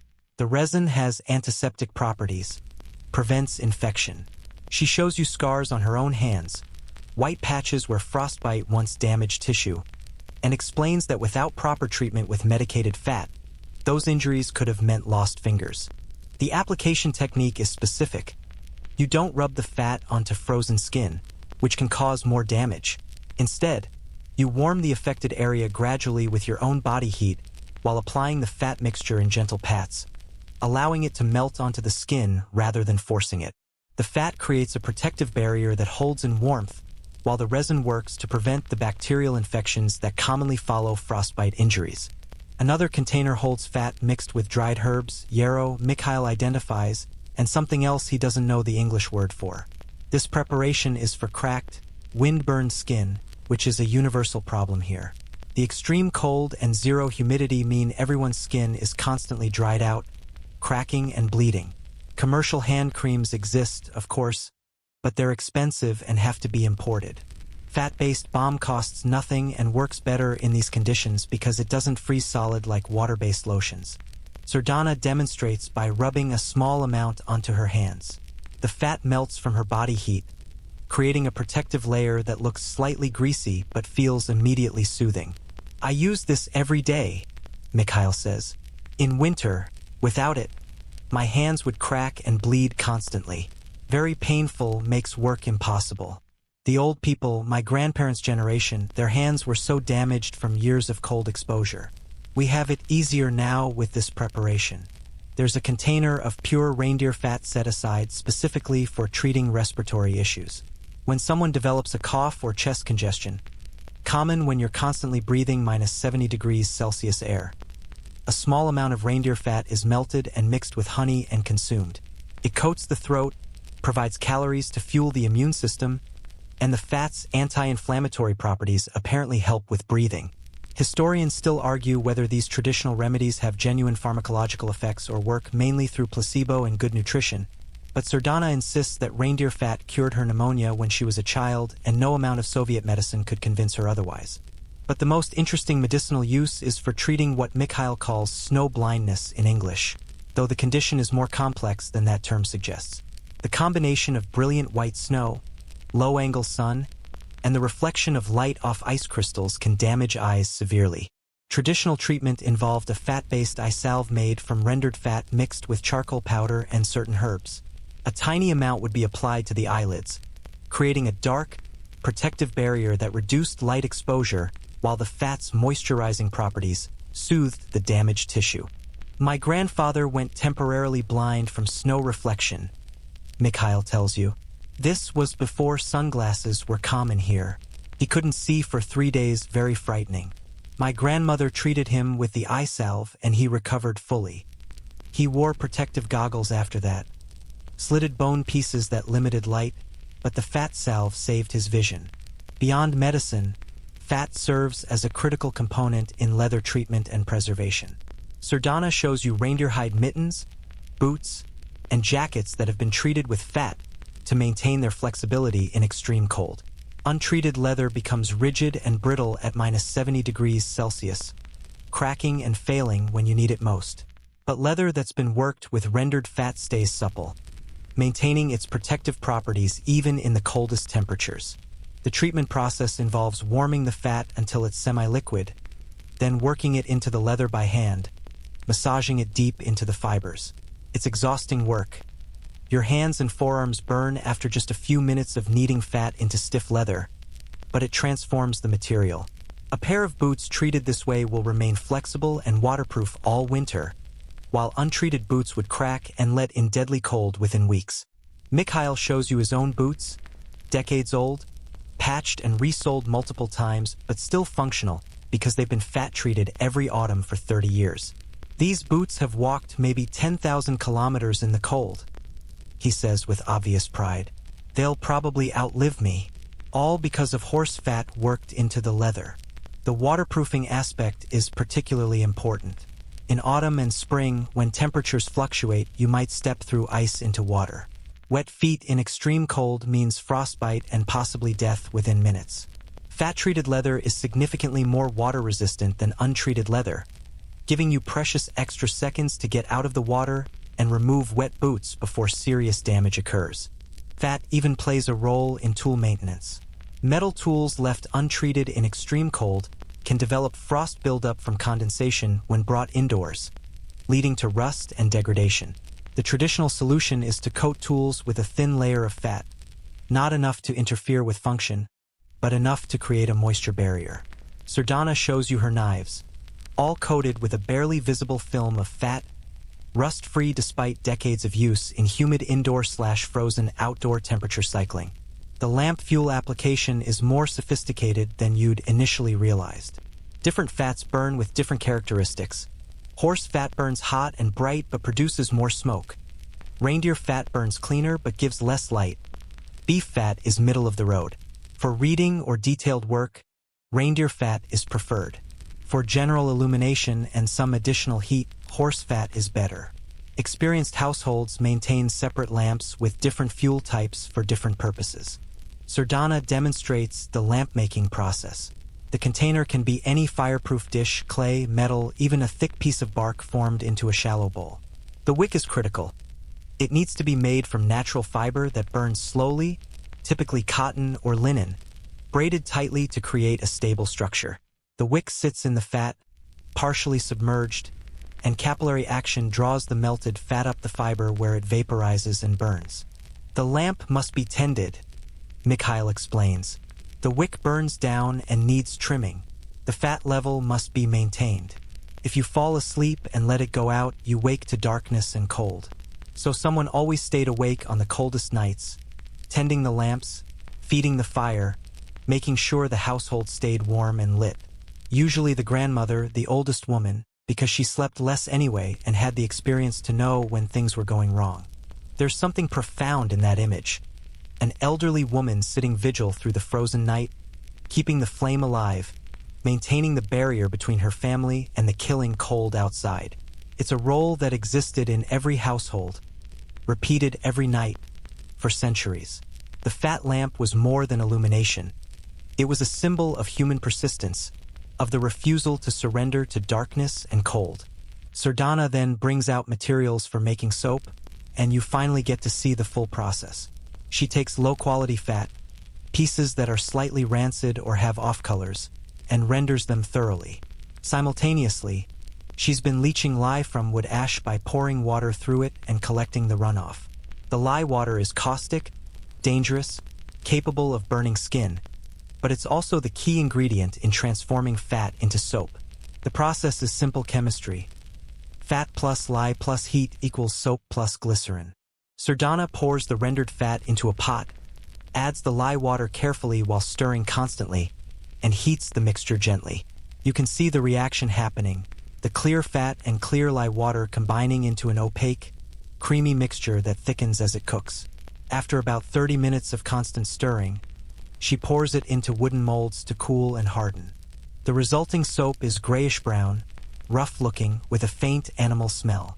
It's not Chanel, but it works, cutting grease, removing dirt, even killing some bacteria thanks to its high pH. This soap is harsh, Mikhail warns. Don't use it on your face or you'll regret it.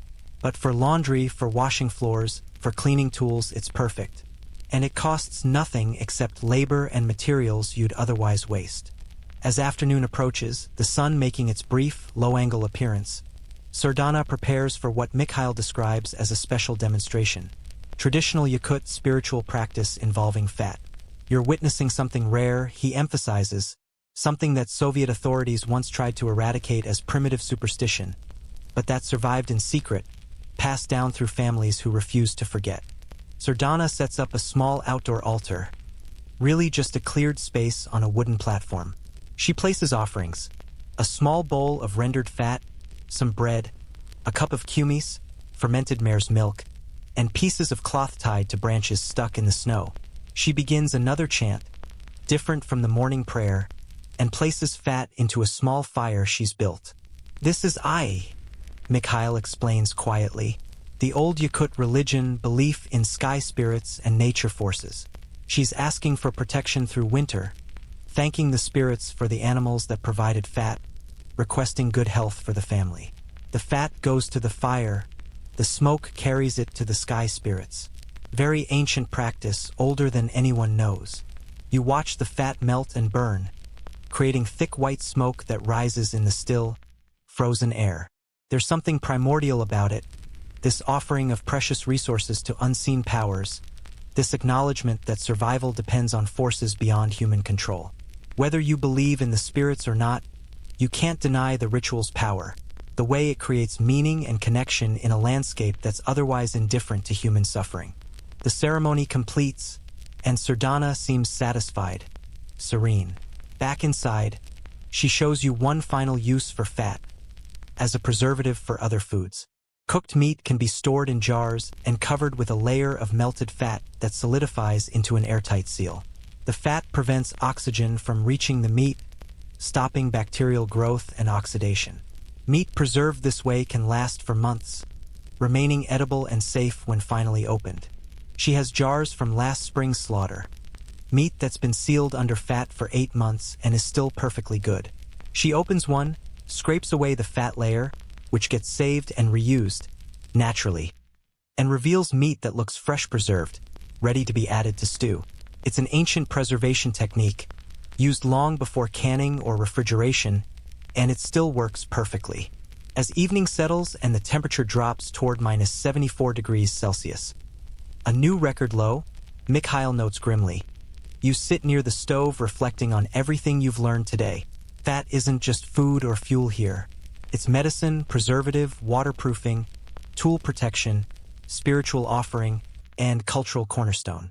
It's woven into every aspect of life, essential and irreplaceable. Sardana settles in with her fat lamp and some mending work, her hands moving automatically while the flame casts dancing shadows on the log walls. Tomorrow, she says, you'll see how the modern world is changing these ancient practices, how young people are balancing traditional knowledge with contemporary conveniences. But tonight, in this small log house lit by burning fat, warmed by burning wood, sustained by rendered animal lipids transformed into 100 different forms, you're experiencing life as it's been lived here for thousands of years. And it works, despite the impossible cold, despite the darkness, despite the isolation. It works. The fat keeps burning, the flame keeps dancing, and the cold stays outside where it belongs. Morning arrives to the sound of an engine, unexpected, intrusive in the quiet you've grown accustomed to. Through the small window, you see a Toyota truck, relatively modern, pulling up to Sardana's house. A woman in her 30s climbs out, dressed in what looks like North Face winter gear, speaking rapid Russian into a smartphone. This is Sardana's granddaughter, Ayana, visiting from Yakutsk, and she represents the collision of two worlds, ancient survival knowledge and contemporary comfort. Ayana greets her grandmother with obvious affection, then turns to you and Mikhail with perfect English.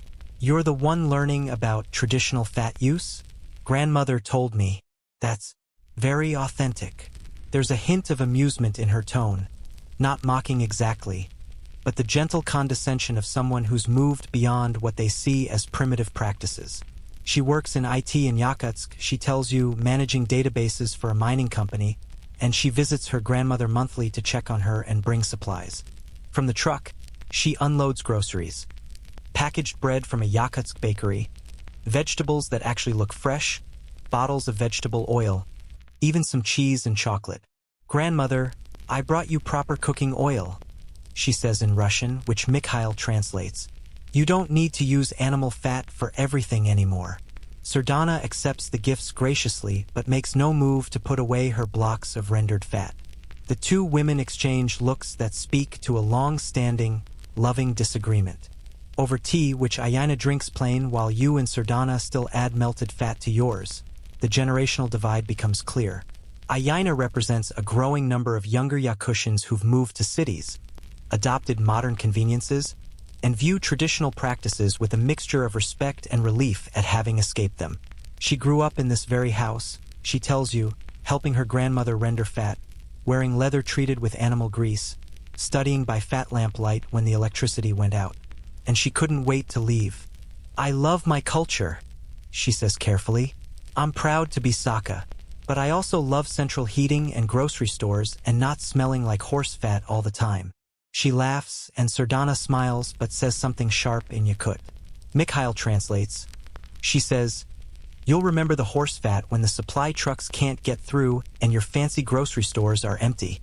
It's said lightly, but there's real tension underneath.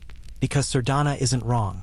The modern supply chains that provision Yakutsk and smaller settlements are fragile, dependent on the road of bones staying passable and fuel being available and global economics remaining stable. A bad storm, a fuel shortage, a political disruption, and suddenly those grocery stores could empty fast. The old knowledge, the traditional practices, those are backup systems that don't depend on anything except animals and human skill. But Aina isn't wrong either.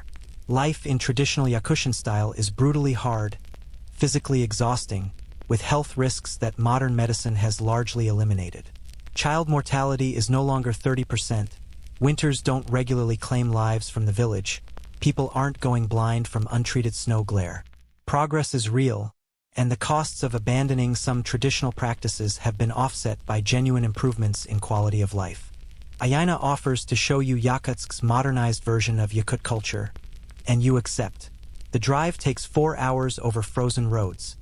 The truck's heated interior feeling luxurious after weeks of Sardana's 15 degrees Celsius house. Yakutsk itself is a jarring contrast. A city of 300,000 people, built entirely on permafrost, with apartment buildings, shopping malls, traffic lights, and even a few Western fast food franchises. It feels simultaneously like any mid-sized Russian city and like the most improbable urban settlement on Earth. She takes you to a restaurant called Yakutia Traditions, where well-dressed urban Yakutians eat authentic Saka cuisine. The menu features stroganina, but it's artfully arranged on slate plates with decorative garnishes. There's salamat, but it's served in tiny portions as an appetizer, not as the main survival meal. The rendered fat is there, but it's called artisanal animal butter and costs 500 rubles for a small jar. This is what Yakut food has become for people like me, Aina explains. We want to connect with our heritage, but we also want it to taste good and look nice and not remind us too much of cold and hunger and survival. Is that wrong? It's a genuine question, and you don't have a simple answer. The food is delicious, beautifully presented, but it's also sanitized, disconnected from the life or death context that created these dishes in the first place. She shows you a supermarket where you can buy everything. Norwegian salmon, Dutch cheese, New Zealand lamb, even avocados flown in at absurd expense. But there's also a section labeled traditional products, where you can buy rendered horse fat in plastic containers, reindeer fat in glass jars, even pre-made salamat that you just heat and serve. My mother buys these sometimes, Aina admits. She says it's not as good as what grandmother makes, but it's convenient. And when you're working full-time and raising children, convenience matters. The economics are fascinating. A kilogram of horse fat in this supermarket costs 400 rubles. More than Nikolai charges in the village, but less than what your time would be worth if you had to render it yourself. For urban workers earning decent salaries, buying pre-rendered fat makes perfect economic sense. It's only in rural areas, where cash income is limited but time and animals are abundant, that the old way of doing things remains practical. You visit Aina's apartment, a modern space with radiator heating, electric lights, a kitchen with a gas stove and refrigerator. In her cupboard, you spot a familiar sight. A small jar of rendered fat, unlabeled, clearly not from a store. Grandmother gives it to me every visit, Ayana admits. And I do use it sometimes, for special dishes or when I want to remember home. But mostly I cook with vegetable oil like everyone else. She shows you photos on her phone. Her daughter, age 7, dressed in traditional Saka costume for a school cultural day. The costume is beautiful, embroidered, decorated, made from leather and fur, but it was purchased from a cultural preservation society, not made by hand from animals the family raised and slaughtered. My daughter knows she's Saka, Ayana says. She learns the language at school, participates in Isiaq festival, even knows some traditional songs. But she also plays video games and wants to be a K-pop singer. She's growing up in a different world than I did, and I grew up in a different world than grandmother. That evening, back at Sardana's house, the return journey feels like traveling backward in time. You find yourself in a unique position to observe 3 generations navigating the same cultural tension. Sardana represents the old world, where fat rendering wasn't a choice or a cultural statement but simple survival. Ayana represents the new world, where traditional practices are optional, maintained partly for identity and partly as insurance against an uncertain future. And her daughter, whose name is Tiana, represents a generation that might only know these practices as museum pieces or holiday performances. Historians still argue whether this transformation represents cultural loss or cultural evolution. Some see the abandonment of traditional practices as tragic, the erosion of ancient knowledge that took millennia to develop. Others see it as liberation, as people finally escaping the brutal necessity of survival-focused existence and gaining the freedom to choose which traditions to maintain and which to leave behind. Over dinner, Sardana's traditional stew versus some packaged dumplings Ayana brought. The conversation turns philosophical. Why maintain these practices, Ayana asks, when modern alternatives are cheaper, easier, and arguably better? Sardana's answer, translated by Mikhail, is simple. Because knowledge, once lost, is lost forever. And because the world changes in ways we don't expect. Your grandmother lived through war, through Soviet collapse, through times when the modern world failed. The old knowledge saved her. It might save you someday too. Ayana doesn't dismiss this, but she doesn't fully accept it either. Maybe, she says, but I also think each generation has to find its own balance. I can't live like grandmother lived, and I don't want to, but I can learn from her, keep some practices, teach some to Tiana, and let other things go. That's not betrayal, that's adaptation, which is what Saka people have always done. You realize you're witnessing a broader phenomenon. The same tension exists everywhere traditional knowledge meets modernity. From indigenous groups worldwide to farming communities to immigrant populations, people are constantly negotiating between heritage and progress, between maintaining identity and embracing change. There's no perfect answer, just millions of individual decisions about what to keep and what to release. The next morning, Ayana teaches you something unexpected. She's taking a weekend workshop in Yakutsk on traditional fat rendering and preservation. Young urban Yakutians, she explains, are increasingly interested in reclaiming skills their parents abandoned. It's become fashionable, a way to reconnect with identity while living modern lives. We're not going back to living in Balagans and surviving on Salamat, she says, but we want to know how, just in case. And also because it's ours, our heritage, something unique we can share with the world. She shows you social media accounts, Instagram pages dedicated to traditional Yakut cooking, YouTube channels teaching fat rendering techniques, TikTok videos of young people making stroganina. It's traditional knowledge filtered through contemporary media, adapted for audiences who'll never experience minus 70 degrees Celsius winters, but are nonetheless fascinated by the extreme survival techniques their ancestors developed. Before Ayana returns to Yakutsk, she and Sardana work together on a batch of fat rendering, 3 generations of knowledge in one pot.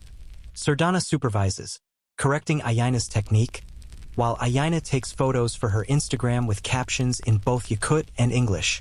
It's simultaneously authentic and performative, traditional and modern, and somehow it works, the ancient knowledge being transmitted through radically new channels. As you watch them work, you understand that the story of fat in Yakutia isn't ending, it's transforming. The practices will survive, though perhaps in different forms. Some people like Sardana will maintain the full traditional approach because it's all they've ever known and it still works. Others like Aina will selectively adopt elements while living primarily modern lives. And future generations will make their own choices based on circumstances we can't predict. The sun is setting, it's 2 p.m., and Aina needs to start the drive back to Yakutsk before full darkness makes the road too dangerous. She hugs her grandmother goodbye, presses some money into her hands, which Sardana initially refuses, then accepts with the resigned grace of someone who's had this argument 1,000 times, and promises to visit again next month. After she leaves, the house feels quieter, more settled. Sardana returns to her evening routine, tending the fire, melting fat for tomorrow's meals, preparing the fat lamp for the night. The ancient rhythms reassert themselves, unchanged by the brief intrusion of modernity. But you notice something new. Sardana takes out her phone.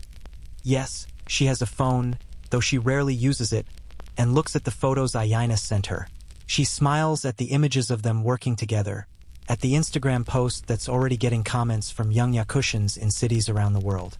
That night, as you settle onto your sleeping platform for what you know will be your last night here, you're leaving tomorrow. You reflect on everything you've learned. You came to understand how people melt frozen fat for cooking oil at -71 degrees Celsius, and you learned that, certainly. But you also learned that fat is culture, economy, medicine, spirituality, and identity all frozen into one essential substance. You learned that survival knowledge is never just practical. It's always also emotional, cultural, deeply human. The temperature outside is -72 degrees Celsius. The stars are brilliant in the clear sky, and inside this small log house, a fat lamp flickers peacefully while an elderly woman who has survived 70 of these impossible winters goes about her evening routine with the calm competence of someone who has mastered the art of staying alive in a place that was never meant for humans. Tomorrow you'll leave, return to heated buildings and grocery stores, and a world where fat comes in bottles from the shelf. But you'll carry with you the knowledge that humans are capable of extraordinary adaptation, that we can survive anywhere if we're willing to learn, to work, to respect the environment and the animals that sustain us. You'll remember that rendered fat, properly prepared, can keep you alive through the coldest darkness Earth can offer. And maybe, on some deep level, you'll understand that the real lesson wasn't about fat at all. It was about resilience, ingenuity, and the stubborn human refusal to surrender to circumstances that should, by all reasonable calculation, be impossible to overcome. The lamp burns low. The fire settles into coals.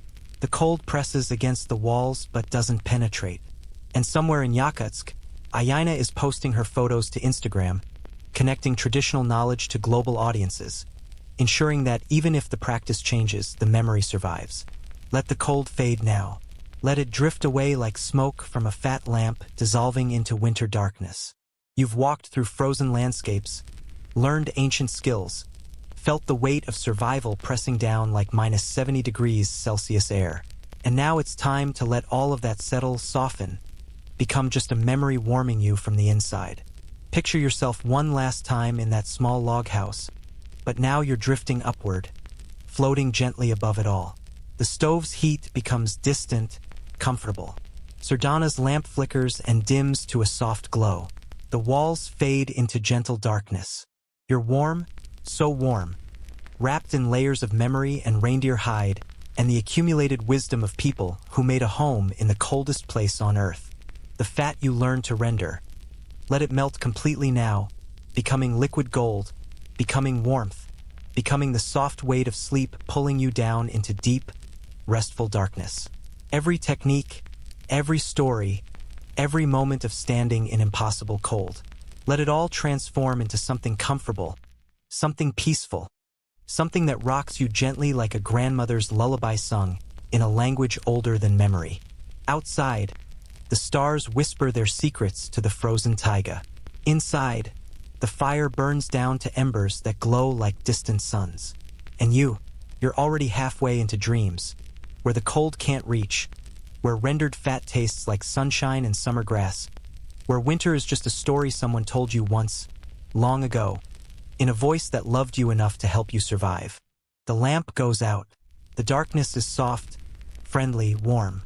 You're safe here, in this moment between waking and sleeping, between the impossible cold and the gentle warmth of dreams. Let go now. Sleep. The fat has melted, the work is done, and morning, whenever it comes, will find you rested, restored, ready. Sleep well, traveler. The cold stays outside where it belongs, and you've earned your rest.